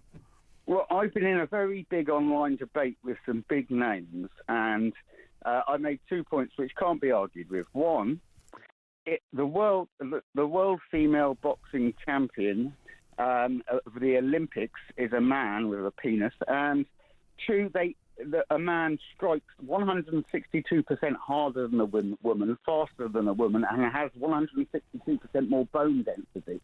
So arguing they should be in the same ring or arguing there's fairness in that is insane. And if you couple it with this argument, if we allow children to decide when they change gender, why are we not allowing them to decide when they can smoke, drink, have sex, drive? Why are age restrictions law at all? If we're going to say that for this area, there is a good reason why prepubescent children need to have this done immediately. Well, exactly. I'd just be told what things. I mean, when I was 5, I wanted to be a dinosaur. You know, I didn't identify as a dinosaur. My parents didn't say, "Well, obviously you're a dinosaur." They said you're a little boy, and those are the facts. That's the way things were. And that fact of my maleness has remained throughout my life. And look, I'm sure you, like me, Ben, don't want to make trans people's lives any more difficult. It's a difficult life. There's a lot of discrimination. There's a lot of people saying a lot of things that aren't very kind. But a man is a man and a woman is a woman, and the Supreme Court has now said that. So let's all get on with it.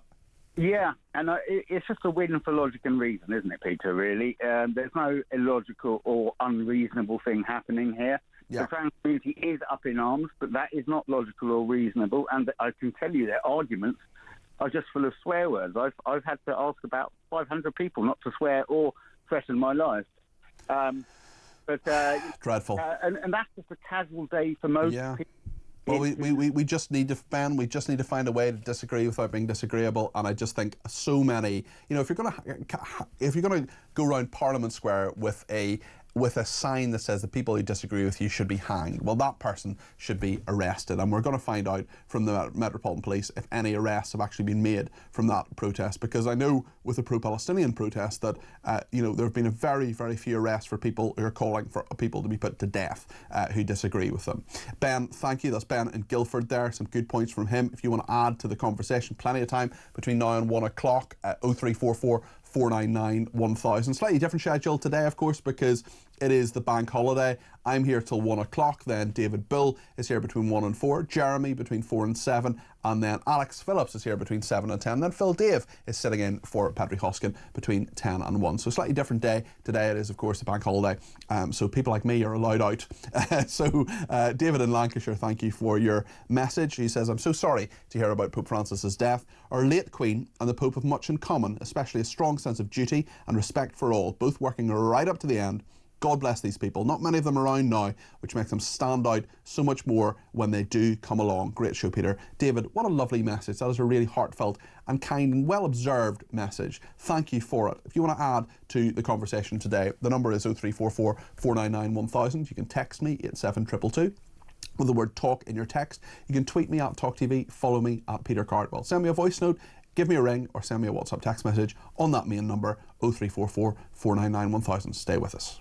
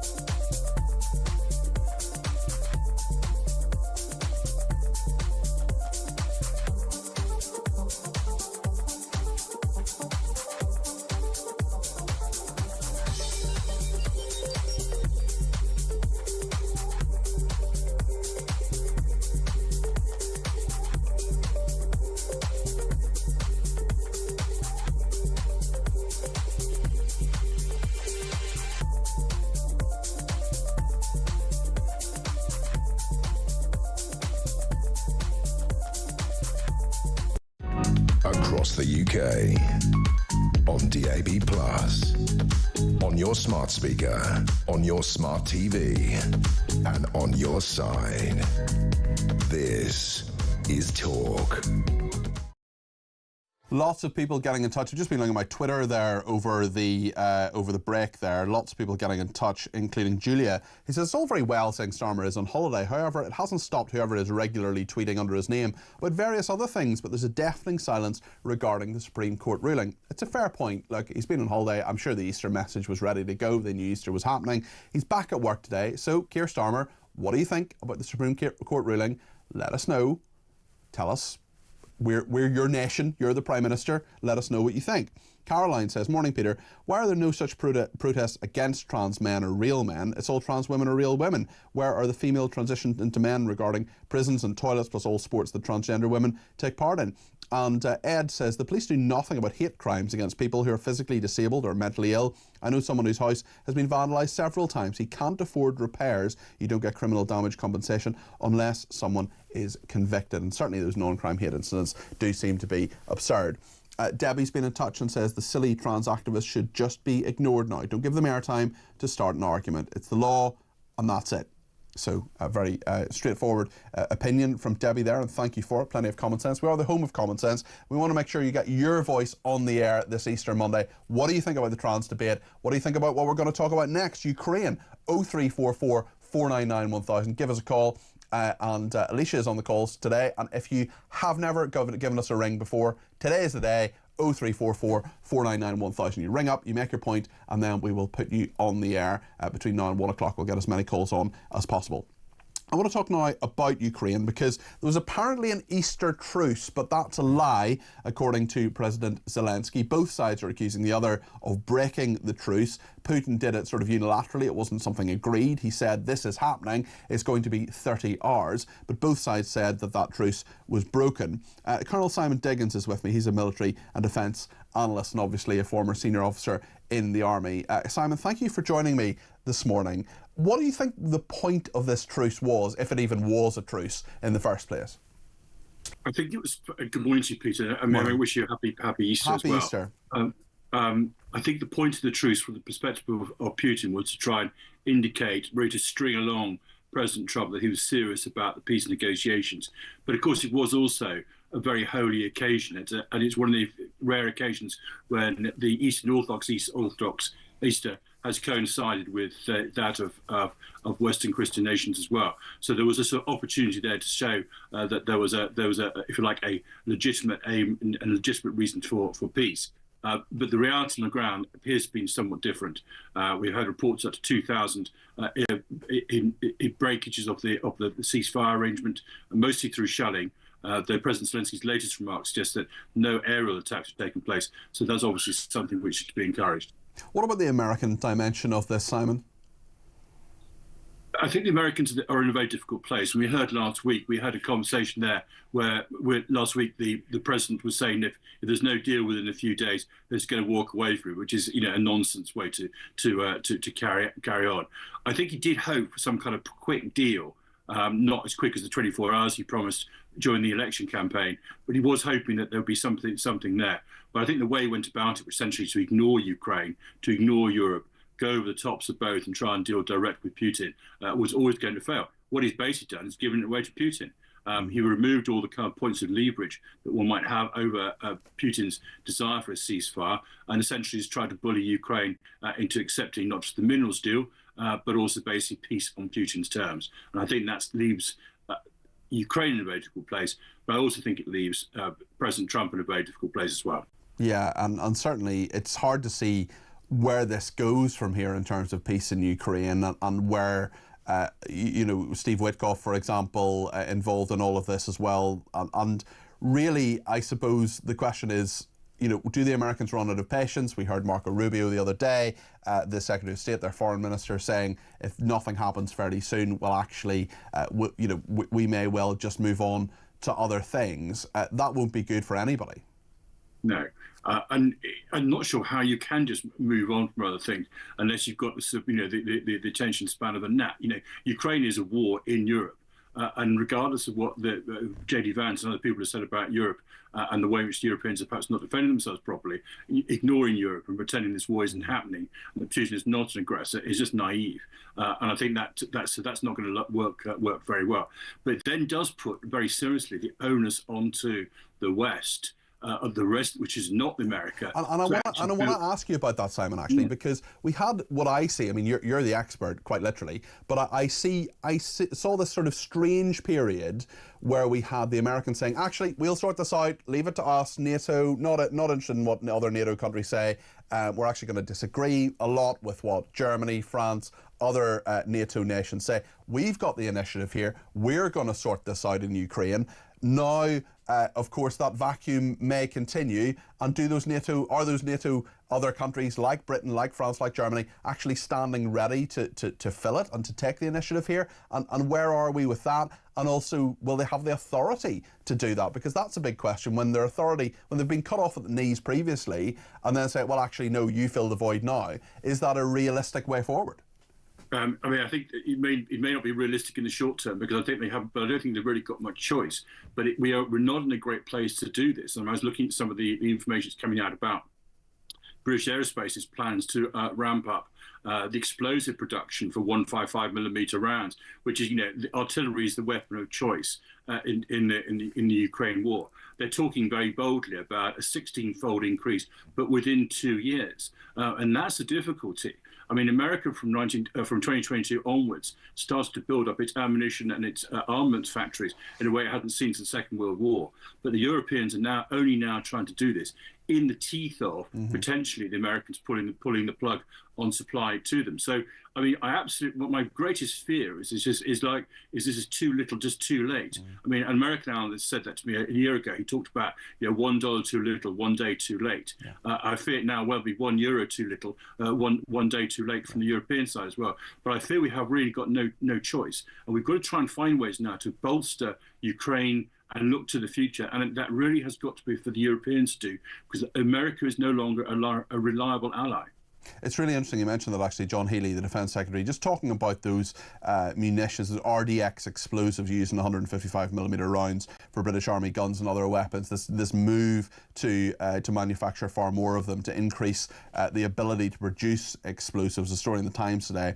John Healey, the Defence Secretary, said the defence industry is the foundation of our ability to fight and win on the battlefield. Strengthening homegrown artillery production is an important step, the Defence Secretary says, in learning the lessons from Ukraine, boosting our industrial resilience and making defence an engine for growth. Let's just probe that a little bit. Defence as an engine for growth. Do you think that's wise policy, Simon? I think it's possible. I mean, during the era of the kind of the Iraq-Afghanistan wars, people talked about military Keynesianism. In other words, this idea that the government, by boosting spending on defence and security, would have a direct effect on the economy. And John Maynard Keynes would probably agree with it. It can do spend to invest to increase the economy and to build the economy. Yeah.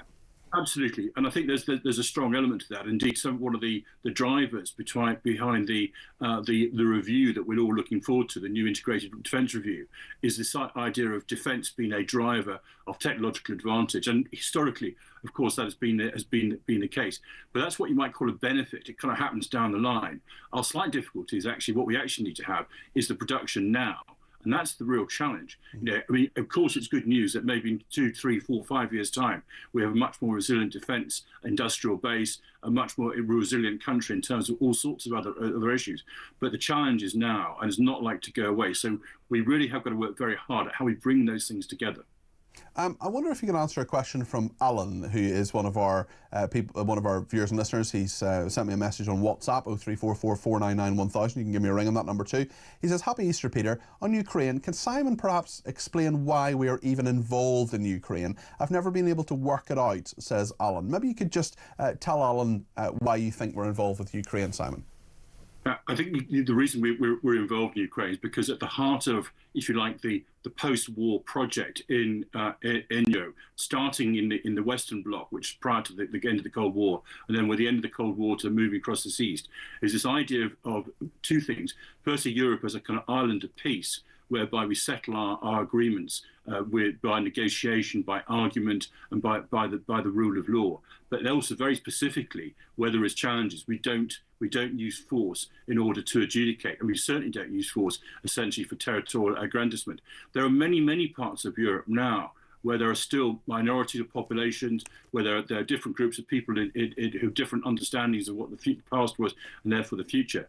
But the idea is that we actually have an island of peace. What Putin did, and started in 2014, and that's why in many cases people said actually that's when we should try to stop him.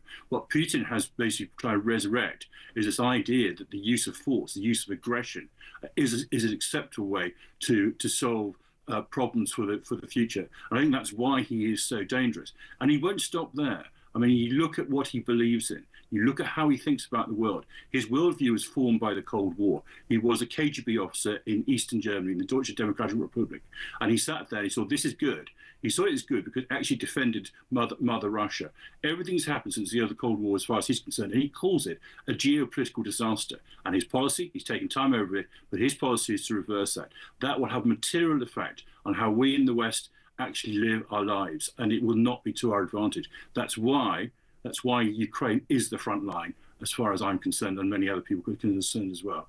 Simon, thanks for your thoughts on that. I appreciate your expertise. This morning with Simon Diggins, there, Colonel Simon Diggins. He's a military and defence analyst. He's a former defence attaché in Kabul. Whether you agree with him, whether you don't, let me know your thoughts. 0344 499 1000. We'll take your calls and messages next. We'll also reflect on what various political leaders right across the world have been saying about Pope Francis's death. He's died at the age of 88. The numbers, of course, 0344 499 1000. That's for voice notes and for calls. Stay with us here on Talk.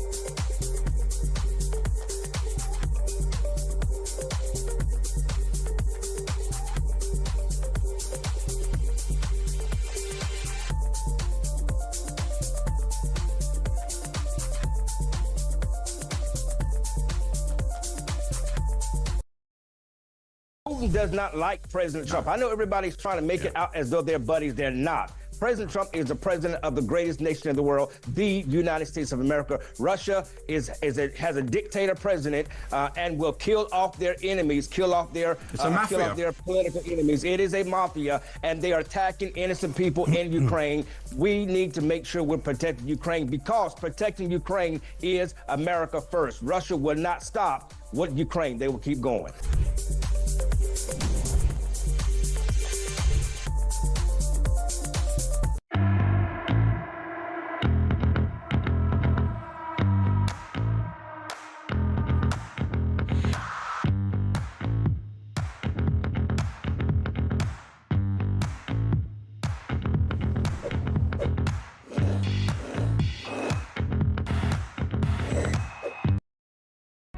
Across the UK, on on DAB+, on your smart speaker, on your smart TV, and on your side.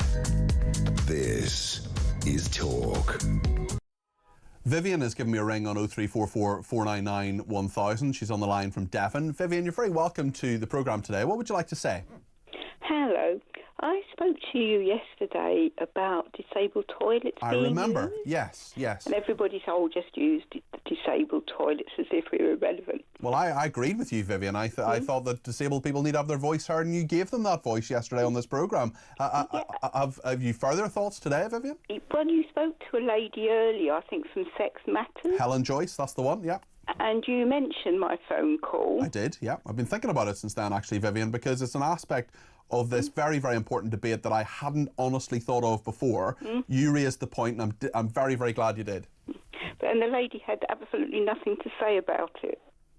Well, maybe she hadn't thought about it, Vivian. I mean, maybe I put her on the spot. But certainly disabled people are being told, oh, well, we'll just use your toilets. I mean, I don't know about your disability, Vivian, and I'm not asking, and it's none of my business unless you want to tell me. But the point is that... MS. You have MS. Okay, well... Yeah. I don't know if you know, but I know a bit about MS. You know far more about it than I do. Yeah, my best friend has it. What I do know about people about MS, I don't know about you personally, but certainly a lot of people with MS often need to use a toilet quite quickly. And if there's a trans person there, or any other person of any description, well, that's not good, is it? No, and also we take quite a long time, and so that could cause queues. Yeah. It's not just nip in and nip out. Yeah. I mean, but I think what's going to happen is, because there's only one toilet in them at the moment, I think they will put a urinal in them and call them something else. Interesting. Yeah, I think there are quite a few venues that will do maybe a sort of a third space, this idea of third spaces on other places. But disabled people can't suffer as a result of this, and I'm glad you're standing up for them. I'm sure you hope a lot of other organisations, disability organisations, will make their voice heard on this and not just sit there and take it. And some of the toilets have a key to get in. I don't know what will happen there. Yeah, I know what you mean about that. I've seen that in certain places as well. How long have you had MS, Vivian? When was it diagnosed? About 20 years, but it got a lot worse after the COVID vaccine. Right, okay, that had a bad effect on you. And yeah. What sort of an impact does it have in your life, Vivian? Mobility is dreadful and pain is horrendous. Oh, I'm so sorry to hear that, Vivian. It's such a cruel and very misunderstood illness as well, MS, I find. Have you good support around you? My husband's fantastic. Great stuff. Well, I'm delighted to hear that. Vivian, you give me a ring anytime, and you keep standing up for disabled people, because I know you're going through a lot, Vivian, but you found your voice, and thank you for the call yesterday and today. I really appreciate it. Happy Easter, Vivian. Thank you.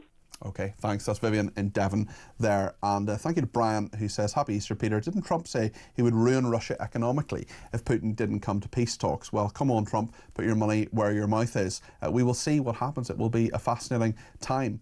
Sorry, there was another message that came up there that I got rid of there. Barry, here we go. Barry says, Morning, Peter, unless China and North Korea become involved, I don't see a Russian tank juggernaut rolling into the rest of Europe. After all, we're talking about a Russia that is having to press gang its young men into the military, says Barry. And yeah, I think a lot of people will disagree with what Simon Diggins said there. But Barry, I know you have a military past yourself, and certainly that footage, very disturbing footage actually, over the weekend of Russian officers press ganging young men in the gym to join the military, that if enforced conscription.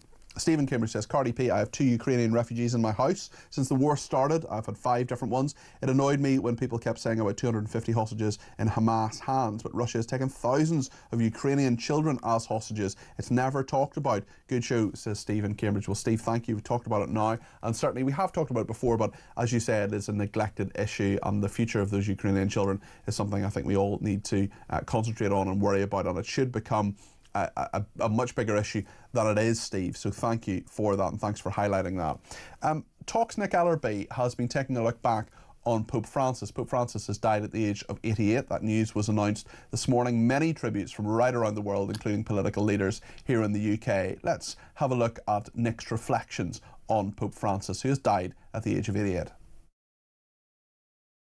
On March On March the 13th, 2013, white smoke rose from the Sistine Chapel and the bells of St. Peter's rang out. Cardinals had elected Jorge Mario Bergoglio, the Archbishop of Buenos Aires, as the new pope and the first from Latin America.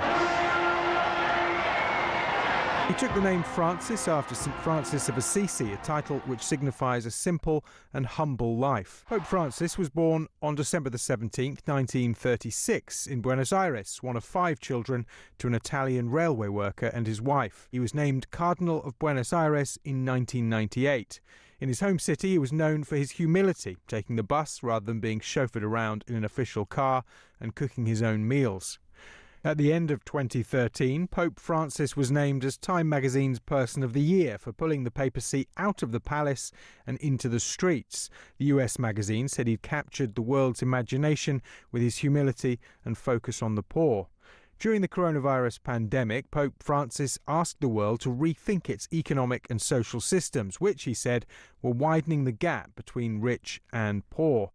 Pope Francis was seen as a liberal pope, so drew ire from Catholic conservatives, but at the same time was criticised by liberals for not being liberal enough. During his leadership, Pope Francis condemned greed and unbridled capitalism, made environmentalism a key issue of his papacy. Months after being elected, said, "If a person is gay and seeks God and has goodwill, who am I to judge him?" And at the end of 2023, the Pope allowed the blessing of same-sex couples, a radical shift in policy aimed at making the Catholic Church more inclusive. Pope Francis was 88.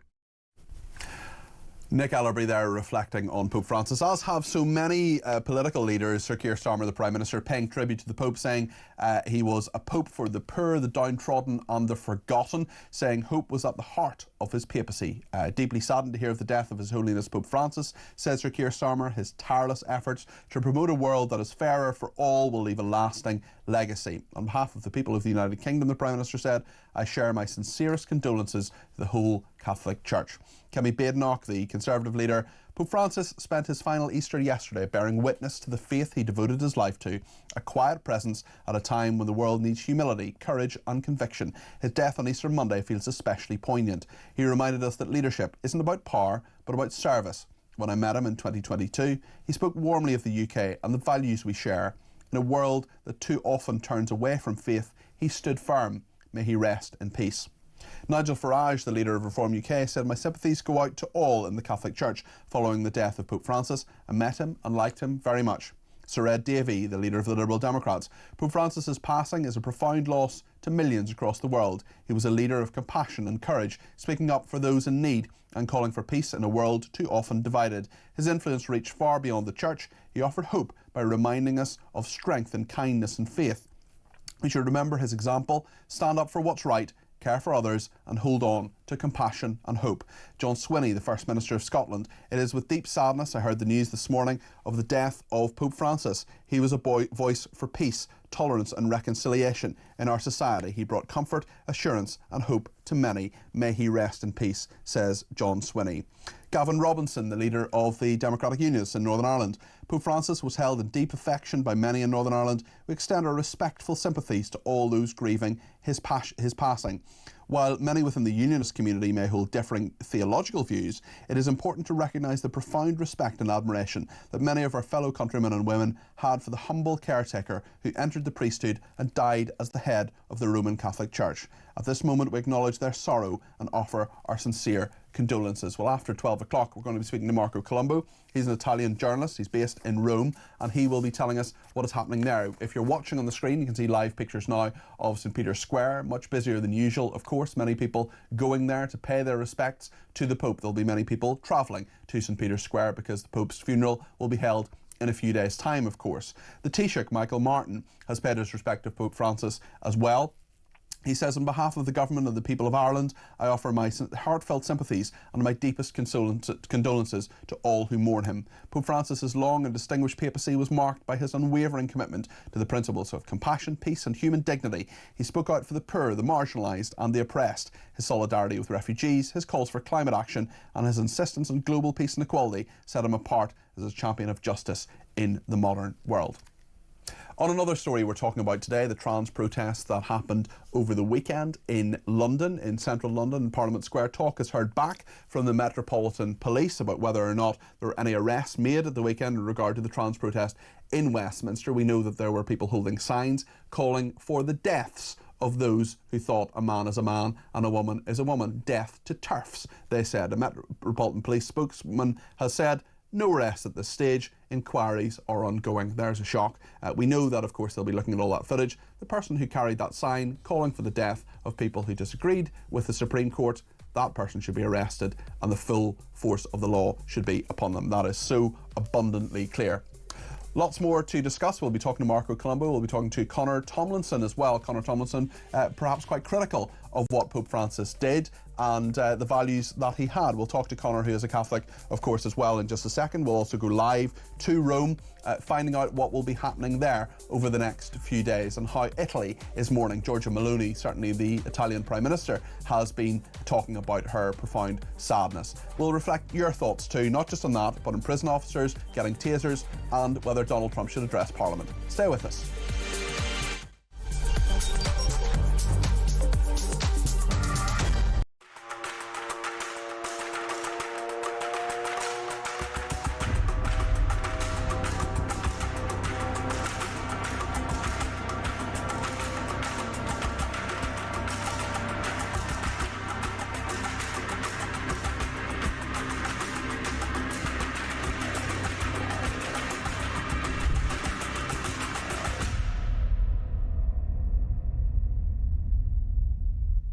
You said you don't like Polish people and you don't trust them. That's not what I said. Yes, that's what you said. No. You must have misheard me. I like Polish people a lot. Christ me, I never heard of this from you. I've heard this on the radio. Okay. Well, I'll tell you what. You want to have a listen? Have a listen to what I said. Okay. Listen to this. I don't like Poles. I wasn't talking about Polish people. Yes. I was talking about polls, you know, when you do a poll to find out what people think. You know, like they say 55% of people vote Remain, 45% vote Leave. That's a poll. I wasn't talking about... But later on you said you don't trust them, so you don't... I don't trust them. No, that's true. I don't trust polls, and I don't like polls because I don't trust them. But that's not Polish people. No, that's what I thought. That's what I pick up. Oh, so I'm terribly sorry. Listen, well, I would never say anything like that. No, so in this case, I never learned English. No, listen, it's fine. It's absolutely fine. I'm very glad you called in because I wouldn't want you walking around thinking that Mike Graham is a horrible bigot. He doesn't like Polish people. No, I was thinking, what the hell? What's going on here? Actually, I'm actually back and explain a few things.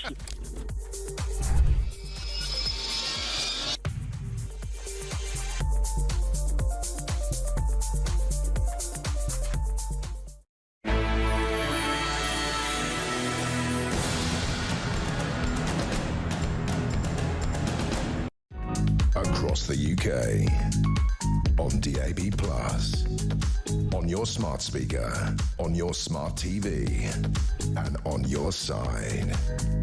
This is Talk.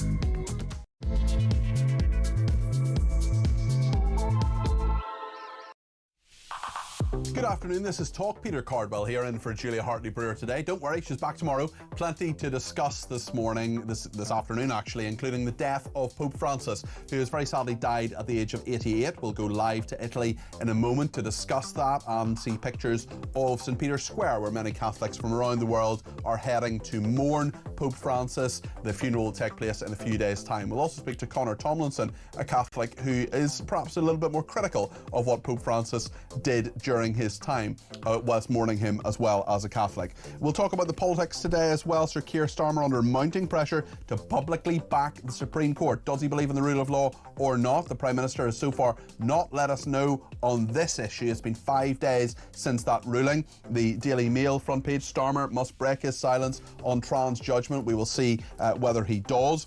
Also, the European Court on Human Rights has veered into politics. That's a leading UK judge. The former Lord Chief Justice actually says that. And Ed Miliband Queensland has attacked Nigel Farage over his net zero claims.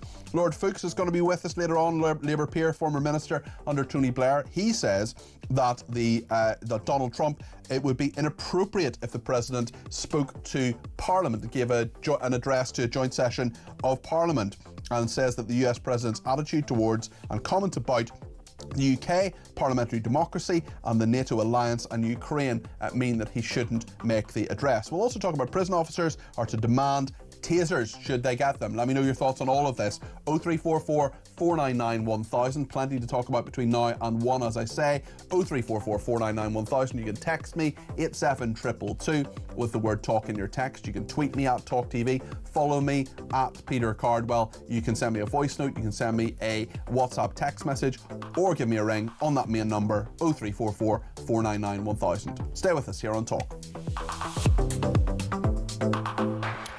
It is, of course, Easter Monday. As I say, I'm in for Julia Hartley-Brewer, but I'm back on Thursday and Friday doing Drive between 4 and 7. I'll be in this studio as well with Julia during our programme on Wednesday, looking at Prime Minister's questions. And one of the questions I think Kemi Badenoch would be a fool not to ask Keir Starmer is about that judgment in regard to the Supreme Court and what is a man and what is a woman. Lots of people getting in touch on disabled toilets as well. This person says, I'm sick of hearing that trans people can use disabled toilets. Can anyone explain why this is okay?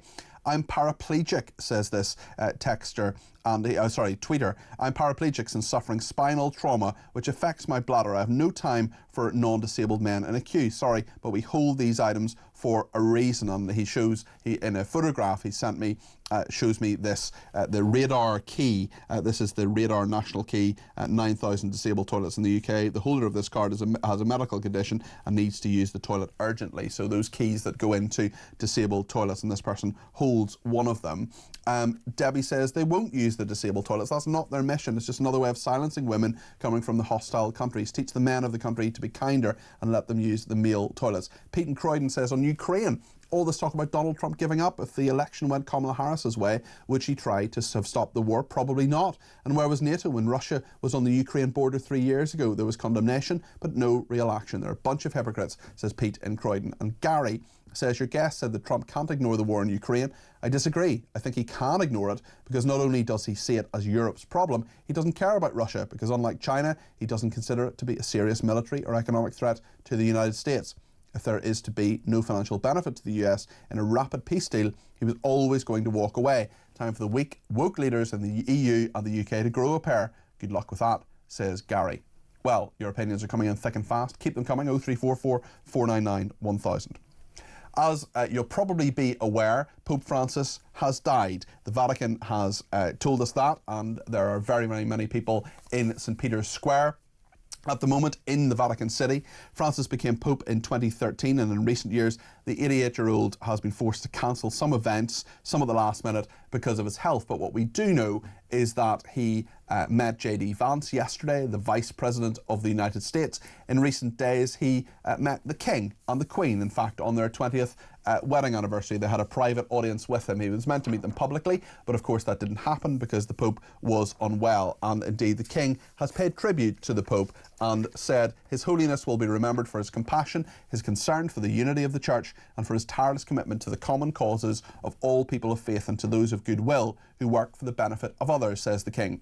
Through his work and care for both people and planet, he profoundly touched the lives of so many. The Queen and I remember with particular affection our meetings with His Holiness over the years, and we were greatly moved to have been able to visit him earlier this month. We send our heartfelt condolences and profound sympathy to the Church he served with such resolve and to the countless people around the world who, inspired by his life, will be mourning the devastating loss of this faithful follower of Jesus Christ.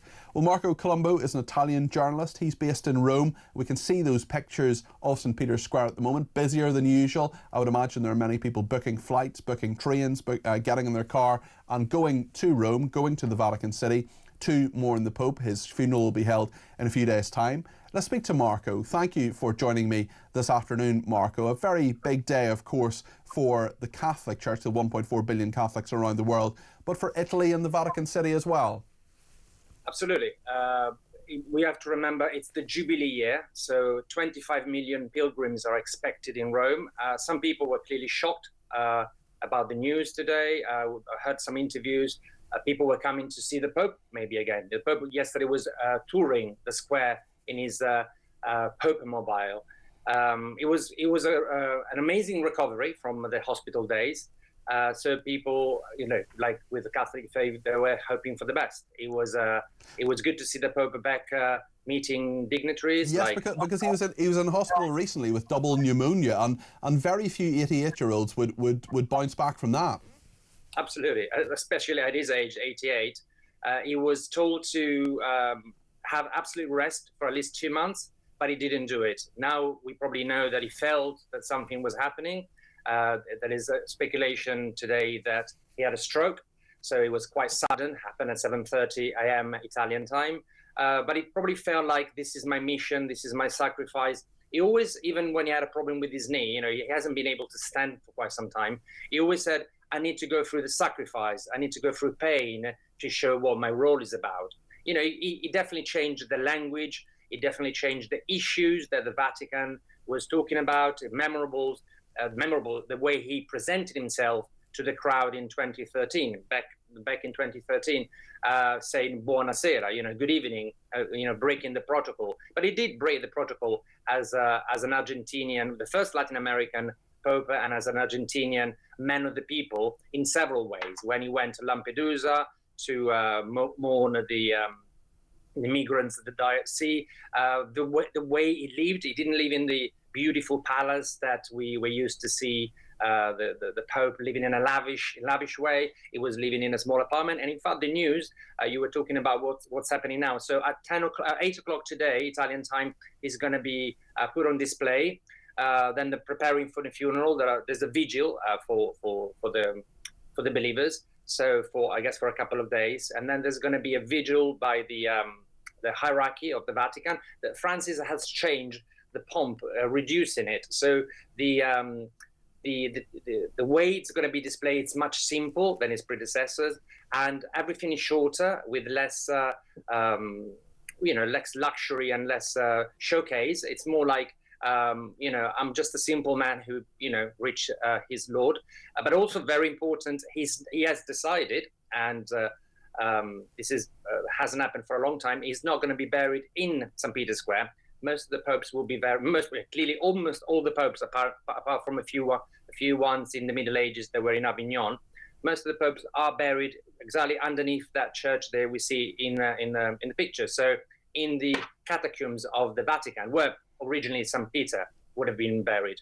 No, he decided to be buried in Santa Maria Maggiore, which is another main church in Rome, a church where he used to pray as a cardinal. That's also a symbol to distinguish himself from the Curia, which is basically the Vatican as we know it from films like The Two Popes or Conclave. A place of intrigues, of diplomacy, of gossip, of fighting, of scandals. So he's probably trying to leave a legacy that is a different Pope. And he will leave a very different legacy. He washed the feet of prisoners. He reached out to so many different people. In fact, we've got a message from one of our contributors to this station who has reminded me and said, let me just read this here actually, who has said, I hope you'll be highlighting that Pope Francis spoke up for migrants and refugees, highlighted the devastating effects of climate change, made overtures to the LGBT plus community and called for a ceasefire in Gaza. He was about as opposed to the talk agenda as it's possible to be. I mean, I don't want to get into that, especially on a day like today, but certainly he was a very, very different Pope, wasn't he? He did a lot of things and demonstrably did a lot of things that many of his predecessors did not. An island in Sicily where a lot of migrants arrive and some drowned. So he went there and he preached. But I actually worked on a documentary called The Letter, produced by an Oscar-winning UK production company. And The Letter was a letter written by some environmentalist, a couple from Hawaii, an Indian young girl, an Indo person from Latin America, literally walking through the Vatican and delivering the letter, and then being welcomed by the Pope, basically making their voice heard with the Pope. And he welcomed them, he shook hands, he listened to them. With some of course, he exchanged a few words in Spanish. And there was a major film that came out, part of the Laudato Si, which is Laudato Si, it's the letter that St. Francis, the medieval St. Francis, wrote about the animals, and he was one of the main encyclica. 2 years after reaching the post of Pope, he wrote this encyclica about we should rejoin nature, and so that was one of his main scope and purposes. Yeah. I wonder, in terms of the conclave that will happen in about 3 weeks' time, just over 3 weeks' time, what sort of successor to Pope Francis do you think the Catholic Church will go for? Well, clearly the Pope hasn't been well, so the cardinals have been working their politics and diplomacy. We have to bear in mind that even though Pope Francis was very humble, he always wanted to become a pope. He arrived number 2 when Ratzinger was voted, and it's funny that back then, when Ratzinger was voted, he was opposed by the progressive wing. There's always a kind of playing happening. So when Ratzinger got voted, even his votes went to Ratzinger. Then he waited for his time, and in 2013, after the resignation, the historical resignation, his time came. So now there's 2 options. Either the church goes progressive with some of the cardinals that Pope Francis has elected. He's the Pope who has elected the most cardinals in history. So that could be one trajectory. Or the other one, the church decides to go back to Ratzinger and Wojtyla, a more conservative way, which is kind of like the times are rather conservative. So it could be a way to read the times. But it could also be a time for an Italian cardinal to be elected pope. We have to remember that Wojtyla was Polish, and then Ratzinger was German, and the Italians have always had with the Italian bishop a very strong influence in the Vatican. So it could be time for an Italian cardinal again. Marco, just one more thing. Rome itself, of course, will be bracing for many, many people to go there.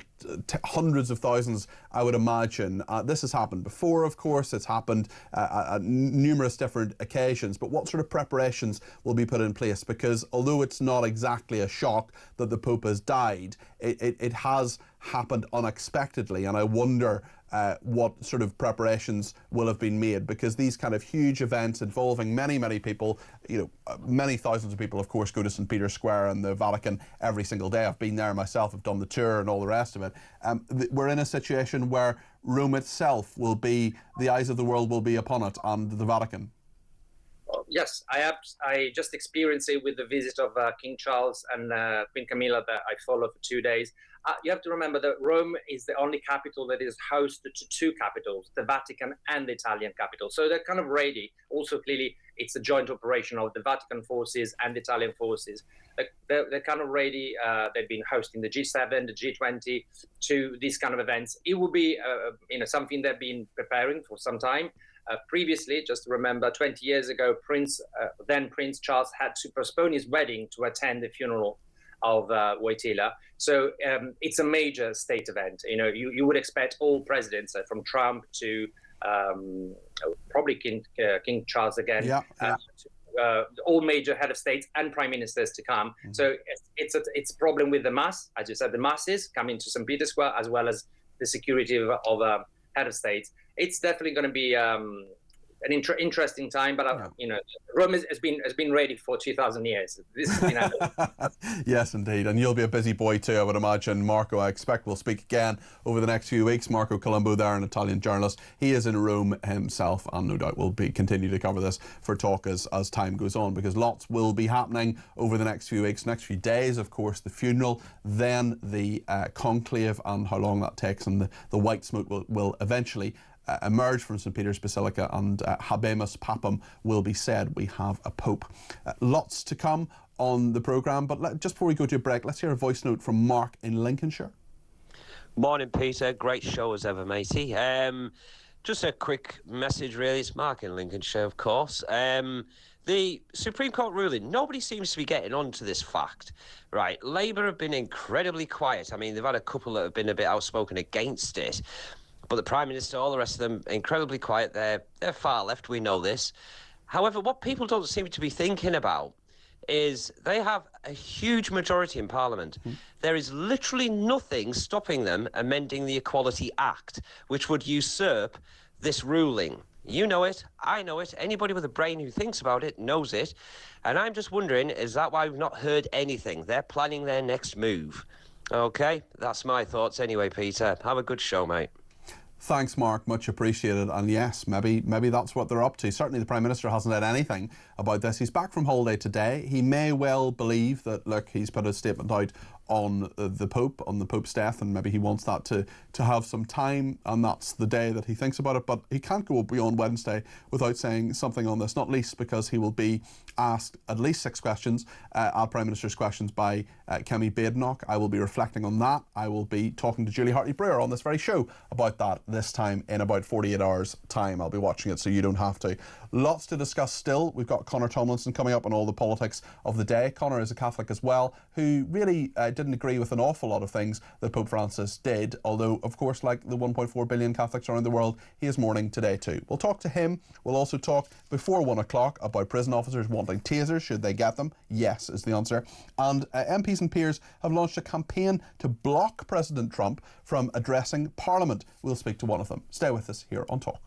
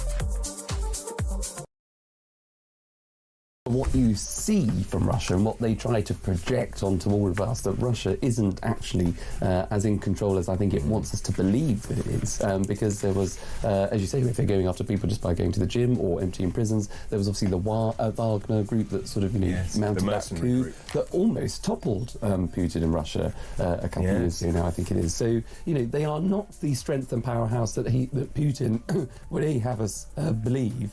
So I think... And they're running out of manpower. And they're running out of manpower.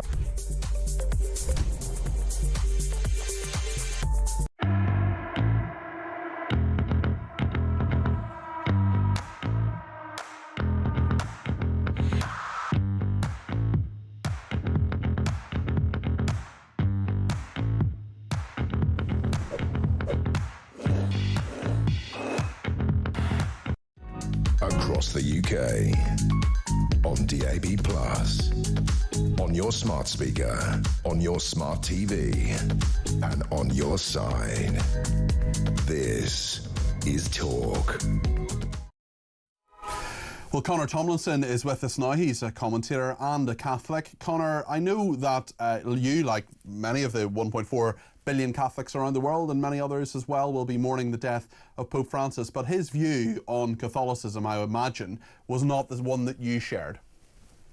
Yeah, well, of course, nobody, despite one's differences with the Bishop of Rome, wishes for him to spend his last days in pain as he did with his lung disease.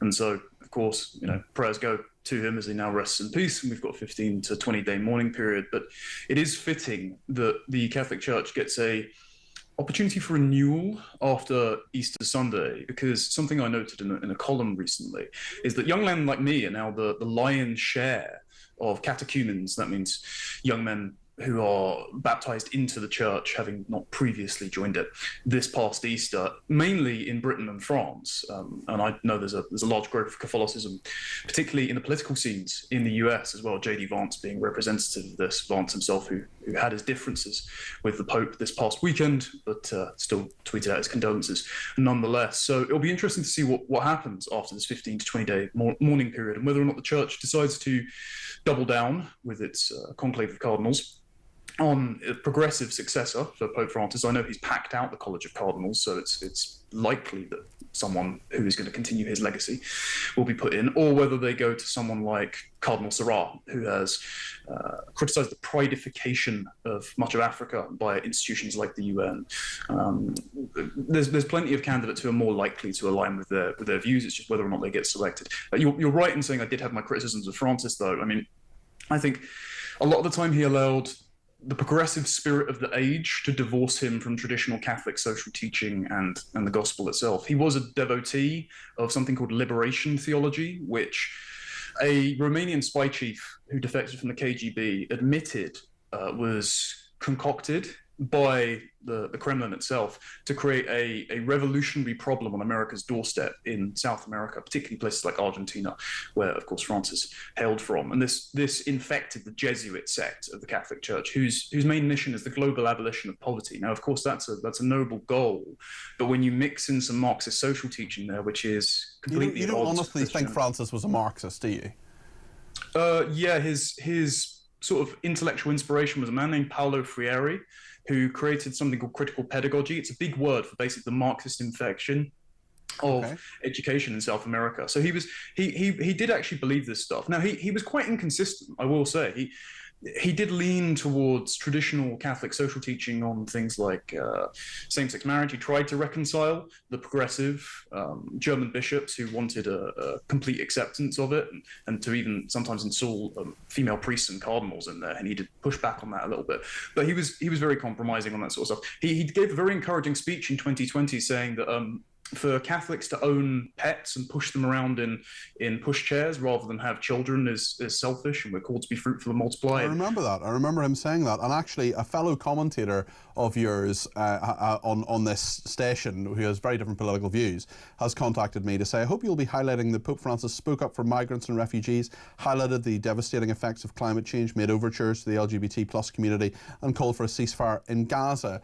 Certainly he said a lot of things that would be very controversial to many people in the Catholic Church. But did he actually change the doctrine? Did he actually change things in terms of what the Catholic Church says and does? Because we had a commentator on a little bit earlier on who said he said a lot of things, but did he actually do things differently?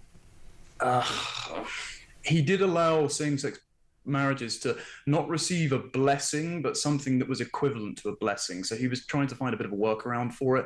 Who he surrounded himself with as well. There was a Ghanaian cardinal who was very pushy on issues like social justice, woke stuff, and climate change. Again, he packed out the College of Cardinals, a lot of progressives, trying a lot of successor. Remember last year, he decided to have lunch with a group of Italian transsexual sex workers. Now, if there were a group of people that I would try to be calling to follow the guidelines of the church rather than just having a conversation with them and consult them for wisdom, as Francis was doing, I think Italian transsexual prostitutes might be the bottom of that list. He was also washing the feet of men that had come in using the very permissive asylum system across Europe. And as we know, the word refugee no longer means anything, because it could mean people like Hong Kongers who have moved over to Britain who are actually fleeing the Chinese Communist Party, or it could mean thousands of Afghans and Eritreans. In terms of washing the feet, Connor, washing the feet of people who may not be all accepted by people in society, I mean, that's what Jesus did, didn't it? He consorted with prostitutes, he consorted with tax collectors, the people who were disliked most in society. Surely people would argue that Francis was actually just following Christ's example in some ways. No, because it would be conditional on forgiveness is conditional on repenting, which means they have to recognize they're doing something wrong first and then take up their cross and follow Christ, or in this case, the Bishop of Rome. He didn't. He just decided to go around washing the feet of random Muslim asylum seekers and didn't discourage the transsexual sex workers in question from dissuading from a rather unhealthy lifestyle. His was a lot more about accepting people as they are rather than calling them to dignity and to bettering themselves. And I think that's actually a Christian message. The definition of love under Catholicism is to will the good of the other without expectation in return. And sometimes that means telling people some uncomfortable truths about things they believe or things they're doing that aren't necessarily good for them. And Pope Francis, other than saying there was a lot of a word that I can't say on air, but a lot of misbehavior in the Vatican, he didn't really confront those difficult issues. I think his successor should probably do so, particularly if that large share of more traditionally minded young men are now making up the bulk of people in the pews. Okay. And the Catholic Church is changing, as you correctly say, the younger generation, and you're part of Gen Z, and that is something that the attitude to Catholicism has changed quite dramatically under Francis anyway, or certainly perhaps coincidentally under Francis. I think a lot of that's driven more by an inverse Pascal's wager. So secular liberal society is so bad and has made straight white men like me public enemy #1 for so long, and all of the problems are so undeniable that they're turning to the traditional moral foundations of our civilization back when it was high trust, healthy and prosperous, and going, oh, well, that pointed out all of the problems and what it would lead to thousands of years ago. So there must be something right about that, especially as other religions are taking the more muscular political presence in Britain and France at the moment. And so I think the backlash that is drawing young men to the church is the complete inverse to what Pope Francis was preaching and trying to do. And it's the reason actually that Catholics are outnumbering Anglicans 2-1, because Catholicism codes as traditional, even if the Pope is progressive, whereas the Anglicans are having the likes of Bingo, the non-binary priest, read their sermons out. And so it's emptying out from the bottom. This is why I think that Pope Francis' successor, even though it's unlikely, should be someone a little bit more traditionally minded. Tell me, aside from the Pope's death and aside from Catholicism, just one answer perhaps on the politics of the day. Keir Starmer has put out his condolences on the Pope, but he hasn't said anything on the Supreme Court gender ruling. Do you think he should break his silence on that one? I think he should, but I don't think he has any credibility on the issue, because he decided to say that 99.9% of women do not have a penis, which means that he's still in the cloud cuckoo land of thinking 0.1% do. And he only changed his answer because Tony Blair got on the phone and said, look, you'll lose a large share of women at this election if you don't say the blindingly obvious that a woman is a biological adult human female. So even if he come out and breaks his silence, nobody's going to believe it.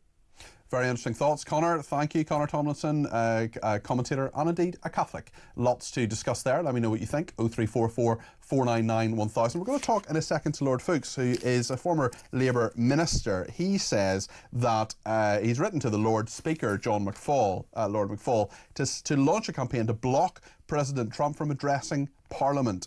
The campaign accuses Trump of being a liar who has disrespected Britain. Should President Trump, when he comes here on a state visit in September, he says it'll be in September, should he address a joint session of Parliament? Let me know what you think. 0344 499 1000. We'll debate that next.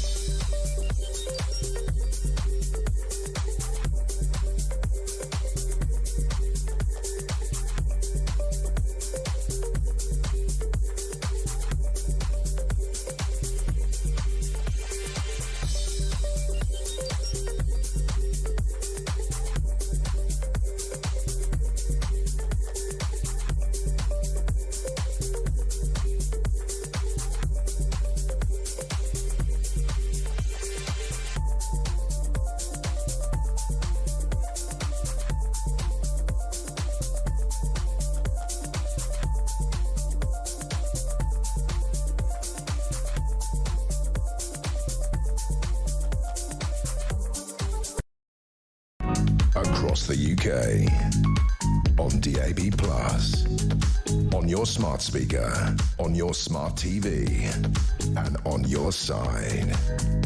This is Talk. Bit of reaction to what Connor has said. Sunshine on Twitter says, I don't want to speak ill of him, but goes on to speak ill of the dead. I think he needs to focus on his own spiritual journey before accusing others. Sharon says, the late Pope Francis unilaterally changed Roman Catholic doctrine on the death penalty. He changed what the Catechism of the Catholic Church says. He did not have the right to make changes in that way. And various people saying all sorts of things that I'm not going to repeat about Pope Francis. He's just died. And he may not have been perfect.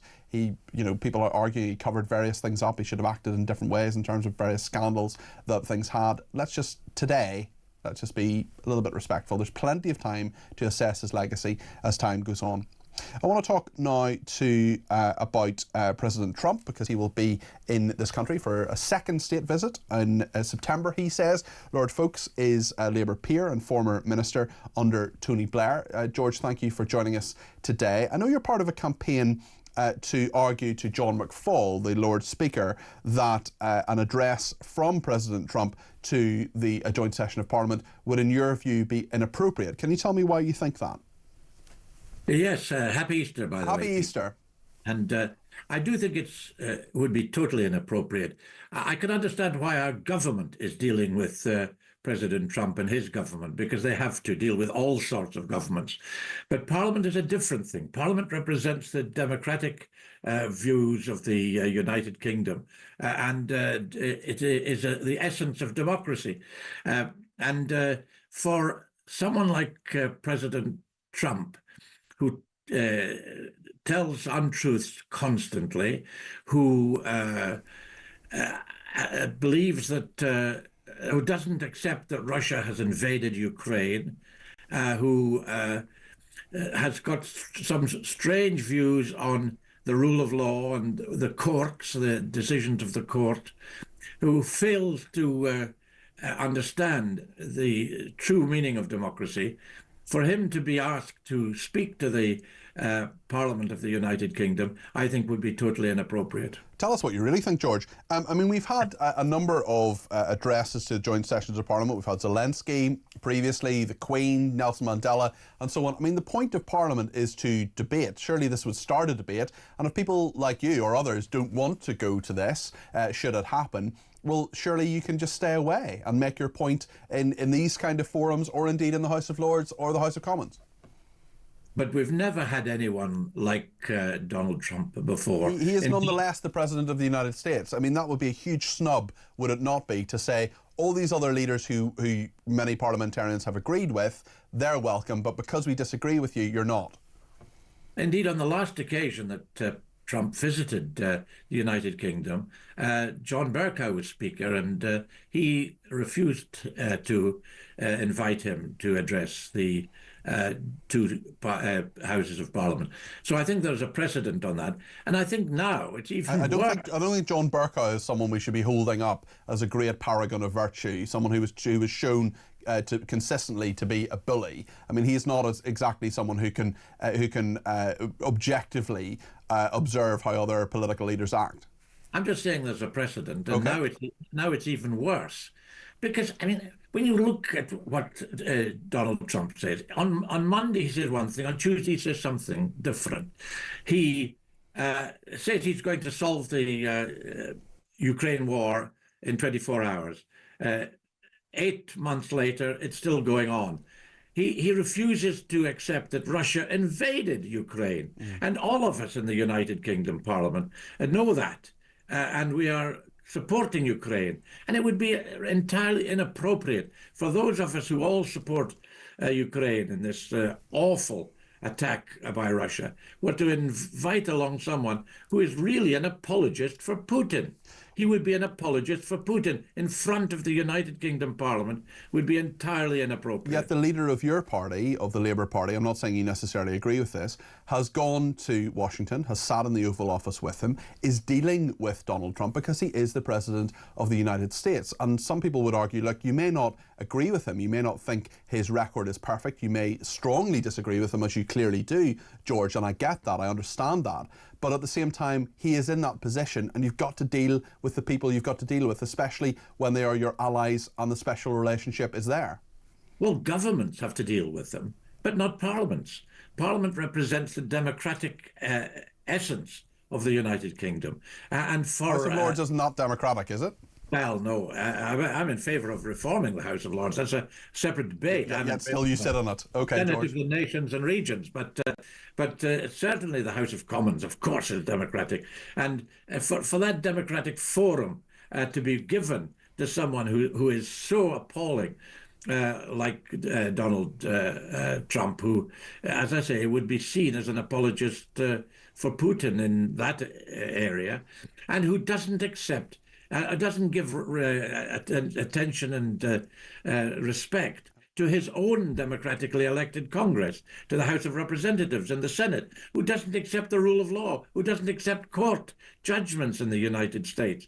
For him to appear before the democratically elected House of Commons would just be quite unacceptable.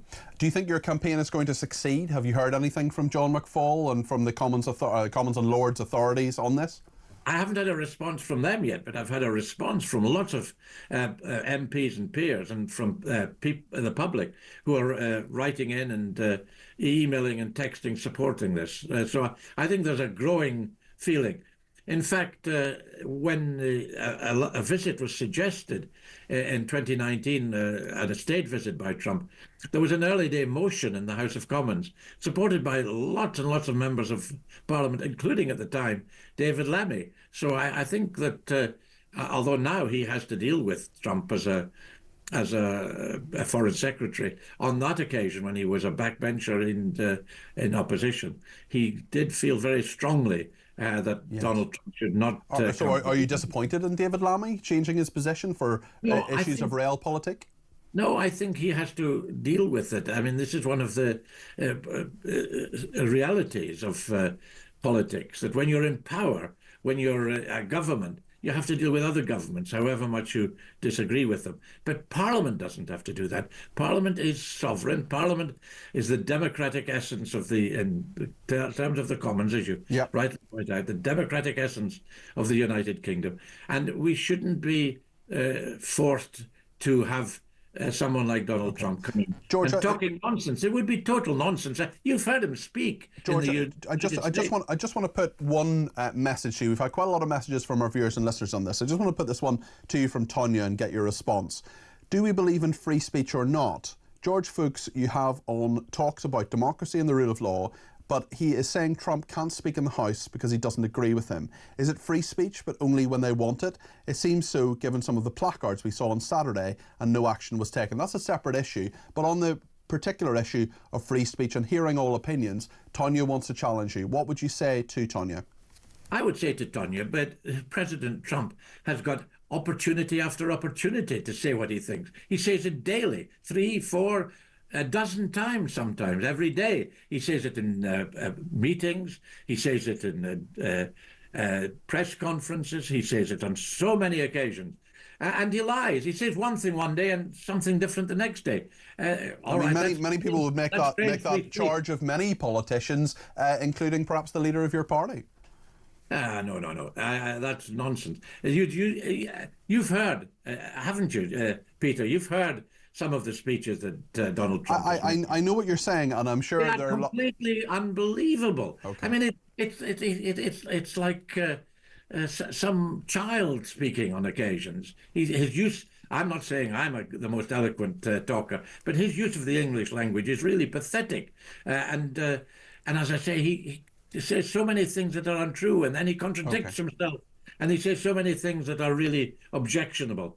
To have someone like that come into the center of the democratic United Kingdom centre of democracy would be quite unacceptable. Okay. George Fuchs, Lord Fuchs, thank you very much indeed for your thoughts. Barry says we want a trade deal with the United States, but in the meantime, let's insult the President by not allowing him to address Parliament. By the way, Lord Fuchs, there are plenty of people in your party who are economical with the truth. Nigel says, Nigel and Derby here, your guest George has literally just reeled off a list of every problem I have with our Parliament and politicians. It's not okay for Trump to do it, but it's okay for our own politicians and lords. What a hypocrite. I bet he's a Remainer. I don't know his views on Brexit. I would guess he voted Remain, as I did. But there we are. I hope I'm not a Remainer. Martin says, I think George needs to take a look closer to home regarding liars in the House of Commons, more specifically the current government. Peter says, it's pathetic. Lord Fuchs should get over himself and get a backbone. And yes, I believe prison officers should have tasers, but it will take Yvette Cooper months to decide, says Peter. It's actually Shabnam Mahmood because of the Ministry of Justice. But listen, not everybody knows that distinction. And it's absolutely reasonable. Neil says, of course, Trump should be allowed to address Parliament. Labour don't want to hear some home truths that he would say, so they will block it. Dan in Warrington, what do you think? Oh, I'm furious with him. I'm furious. You know, I went to the Iraq War in 2003 under the smiling assassins of Bush and Blair. Them liars. Every time I turn question time on our PMQs, I see lies. They all lie. Every MP lies. You know, the Prime Ministers lie. It doesn't matter who they are. We had Rishi saying, I've stopped the boats, didn't we? So if you think all politicians lie, why do you want to hear from another one in Donald Trump if you think he's a liar? Well, I think it's just pure hypocrisy, as some of the people who have texted, and that's my problem with him. And you know, when you look at David Lammy and things and things he said, the nasty things he said about Trump, yet he won't be prepared to say it to his face. A Nazi supporting sociopath. That's how he described Donald Trump. David Lammy did. Yeah. It's backstabbing. It's absolute backstabbing on a grand and epic scale. So these politicians, like the one that you've just had on, can come on and say that stuff. You know, it infuriates me. That's why I've phoned in. You know, Trump, he's not a warmonger. That's one thing that we know. All other prime ministers and presidents have took us to war, haven't they? Quite a few of them. You know, he's anti-war. At least he's prepared to talk to people, prepared to talk to North Korea and things like that, which our politicians aren't. Dan, I agree with you, and I think I agree with you in terms of North Korea, and I think if Barack Obama had spoken to the leader of North Korea, he'd got another Nobel Peace Prize. I'd love to ask 100 people why Barack Obama got the Nobel Peace Prize. I'm not sure many of them could tell us. Dan, thanks for your thoughts on that. I appreciate that. Georgina's in London. Georgina, what are your thoughts on this? Well, I think Lord Fawkes was talking through his derriere, to be quite honest with you. I mean, if you look at Britain now, we are censored with what we are allowed to say, and I do say allowed because we have got a censorship. Donald Trump's not censored, though, is he? I mean, he can say what he likes, can't he? Listen, I agree with what Donald Trump has said. He doesn't want to deal with Britain until the people of Britain get their voice back. Well, listen, Peter, we're not allowed to speak. We're not allowed to pray in public, on the streets. People are being arrested. We're told what to drive. We're told what to eat. Now, I don't know about you, but this, for me, is not a democracy. It's a dictatorship. And I, for one, am very, very worried. We have got to start now making a stand for ourselves and saying, look, we have got freedom of speech in England. Donald Trump is right. He doesn't want to deal with a dictatorship. He wants to deal with a democracy. And that's what we need to get back in England. We are a proud race here, and we've always had freedom of speech. Our forefathers died so we could have freedom of speech, and it's being taken away from us bit by bit. And enough is enough, Peter. Do you believe that Donald Trump doesn't have freedom of speech, though? I mean, what difference would him talking to Parliament actually make? Right, listen, Donald Trump is not a politician. He is a businessman. He's the most unconventional president that the world has probably seen. But you know what, Peter? He's good at his job and he cares for his people, unlike the government that we have at the moment. His people come first. Yes, you know what? Politicians all tell lies, and it's about time that politicians stood up, held their hands up and said, look, we have made mistakes. We are wrong, because the country would respect them so much more for doing that. Everybody makes mistakes. We are human. Every one of us is human. Darling, we all make mistakes, but most of us have the testicular fortitude to stand up and say, do you know what? We've done something wrong. Okay. We're going to try and put it right. Georgina, thank you, and thank you for many things, including the phrase testicular fortitude, which I will be using from now on. Your fee will be 0p. That's Georgina in London there. Ash has been in touch from Slough and says, Happy Easter, Cardi P. Happy Easter, Ash. Lord Folks talks of Trump talking lies. He comes from a party where his leader believes a woman has a penis. Lisa said, Lord Folks demonstrating perfectly just how out of touch the Lords are. He has no idea how the majority of people think. What a pompous man and a member of the Don't You Know Who I Am brigade. I'm not sure I agree with that, Lisa, to be honest. I think he was making a point that, I mean, I disagree with. I think Donald Trump should be asked to address Parliament. People don't want to go, they don't have to go. You know, that's their freedom as well. I don't know, maybe it was pompous. I don't know. What do you think? Let me know. 0344 499 1000. Another person says this man kept talking about democracy, forgetting Trump was democratically elected to lead the USA. Certainly George Folks has been elected many times in his career, but not as a member of the House of Lords. He is appointed. Louise says, is Lord Folks describing Keir Starmer? It's up to the British people if he speaks in our Parliament, and we want him to, says Louise. Louise, unfortunately it isn't actually. It is up to the parliamentarians, and it's up to the Speaker of the House of Commons and the House of Lords as to whether they invite him. John Bercow, Billy Bercow himself, vetoed Donald Trump coming, and probably too busy bullying people and indeed subverting Brexit. Right then, we're going to talk to Vanessa Frake, former prison governor and author of The Governor, My Life Inside Britain's Most Notorious Prison. And yes, you do have to pronounce it that way. That is because prison officers are to demand that staff be given electric stun guns, tasers, to protect themselves while guarding the UK's most dangerous jails. They're going to meet Shabnam Mahmood, the Justice Secretary, on Wednesday. We'll hear from Vanessa on this, her opinion, what she thinks. I want to hear from you too. 0344 499 1000.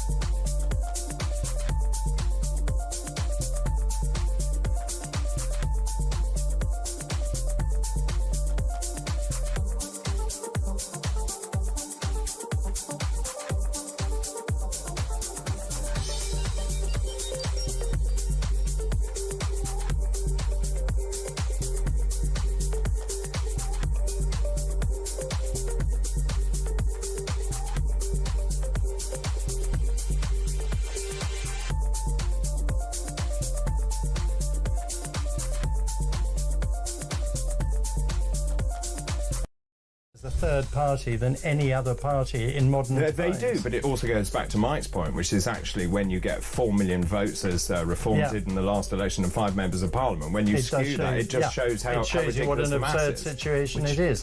But the problem is they need each other to some extent. Do they? The Conservatives need a leader like Nigel Farage, who's without doubt the most charismatic what about in the Kevin country. She is a disaster.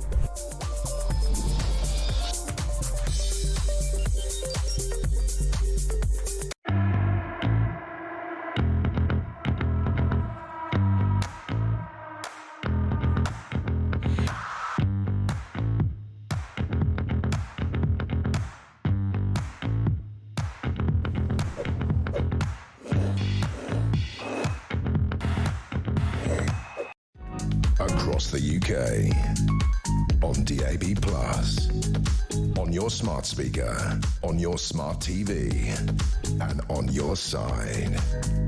This is Talk. Thanks to everybody who has messaged me on Twitter, including Susan, who says decent trans people who do not want to invade women's spaces need to distance themselves from the loud voices of the activists and lobby for their own spaces. This is what should have happened in the first place. Many women would support that right. I can think of plenty of men who would as well, including this one. Is George Fuchs having a laugh? What a raging hypocrite. He is, when we have the largest liar in Starmer. Where's the democracy in not letting Trump speak, says Julia. Stuart says Lord Fuchs and Labour are scared of Trump addressing the House of Commons. Angela says the Labour lovey from the Lords needs to remember that Zelensky was in Parliament, and I think that was disgusting. He's called Trump a liar. He should look at Starmer. This guy is a disgrace. Simon says the blocking of Trump, oh, the irony of the same MPs that had a meltdown on two of their own being refused entry into Hong Kong. One word, hypocrisy. Well, Simon, in fairness, that was about entry to a country. Trump will be welcome here. Certainly, he just won't be welcomed at Parliament by the sound of things anyway. Another person says the call from the disabled lady Vivian earlier on was particularly moving. This problem has arisen before. I remember there was controversy over disabled toilets being changed to gender neutral at the British Library, and disabled people had to use ones further away. Well, that's disgraceful and absolutely shouldn't happen. David Bull will be here in a few minutes' time, but just time to speak to Vanessa Frake, former prison governor and author of The Governor, My Life Inside Britain's Most Notorious Prisons. And yes, it has to be pronounced that way by law. Vanessa, great to chat to you again. Prison officers demanding in a meeting with the Justice Secretary on Wednesday to be given tasers to protect themselves. Bit of a no-brainer, I would argue. No, well, yes and no, Peter, to be honest, and good afternoon to you. Hello. Look, I'm all for prison officers being protected. I'm all for a tactical unit having tasers. I'm not overly keen at landing staff issued with tasers because they're in a very vulnerable position. And if those tasers were taken from them and used on them, perhaps, yeah. Absolutely. So, yes, I'm absolutely all for a tactical unit within the high security estate being issued with tasers. I'm not sure how it would have helped in this instance because unless the tactical unit were on that unit all of the time, I am in favour of stab vests. I am in favour of patrol dogs 24/7 on separation units. I am in favour of the Supermax regime, where prisoners are given their basic entitlements and they are handcuffed and escorted by 3 staff and a dog everywhere they go. I asked you this question the other day when we spoke, Vanessa, but I just want you to remind us, and also to tell people who perhaps didn't catch that interview, what the original reason was given for stab vests not being issued to prison officers, because, I mean, it's properly through the looking glass. The original reason, which was a few years ago now, was the MOJ said that it would make prison officers look too intimidating. I mean, I'm not sure prison officers should always be intimidating, but they certainly should be a force that prisoners respect in some respects anyway, well, in every respect. Vanessa, I just wonder whether you think this will go through, what you think the Ministry of Justice and Shabnam Mahmood, the Justice Secretary, will do? I would be very surprised if they allowed tasers within a jail, if I'm absolutely honest. There's always a thing about what if it could be turned on staff, any staff really, and that's an issue that you have to be mindful of within a jail. But certainly to have a tactical unit that is on standby, that is on a separation unit maybe in a separate room.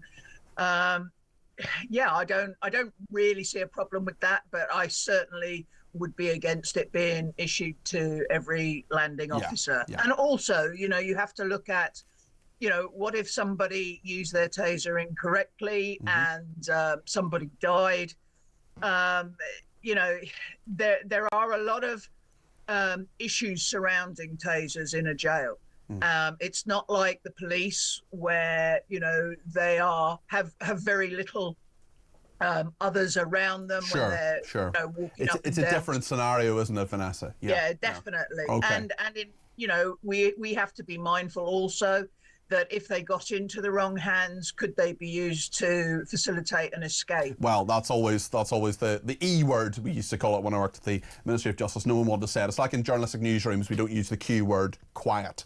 Vanessa, thank you very much indeed, former governor and author of The Governor, My Life Inside Britain's Most Notorious Prison. You have to, by law. Do you? Yeah, says The Governor. You did it very well. Thank you. You're David welcome. Bill is here. He will be with us on the other side of the news. And indeed is with us now. Yeah, it's nice to see you again. I haven't seen you for ages. It's been a whole 24 hours. Yes, it has. Tell us what's coming up in your programme. Well, we're going to be talking about the Pope, obviously. That news broke this morning. Very sad news, but obviously he was 88. He'd been ill for a long time. He had bilateral pneumonia. Lots of things just about his general health and what it does for the Catholic Church, actually, and the sheer numbers of people who will be in mourning around the world. So we'll talk about that. We have our political roundup as well. Have you seen the latest polling as well from More in Common? Oh, this is about Reform UK. Well, it's possibly being the largest party. It's about all the constituency changes that happen as a result of that. Really interesting because it leads to a hung parliament with Reform being the largest party. But I have to say there's a lot to play for, isn't there? Well, there's 4 years to go, and also those MRP polls aren't always that accurate. This one's quite good because it uses multi-regression analysis, Peter. Yeah, but I know about those multi-regression polls. They're not always that accurate, is what I'm saying. It's going to be very accurate. I'm sure you're very excited. I am excited. All I would say and I'm going to talk about lockdown as well. I'm going to talk about lockdown because the WHO treaty, which is coming in, we have until the 19th of July to actually vote against that. But the worry for me is the WHO could impose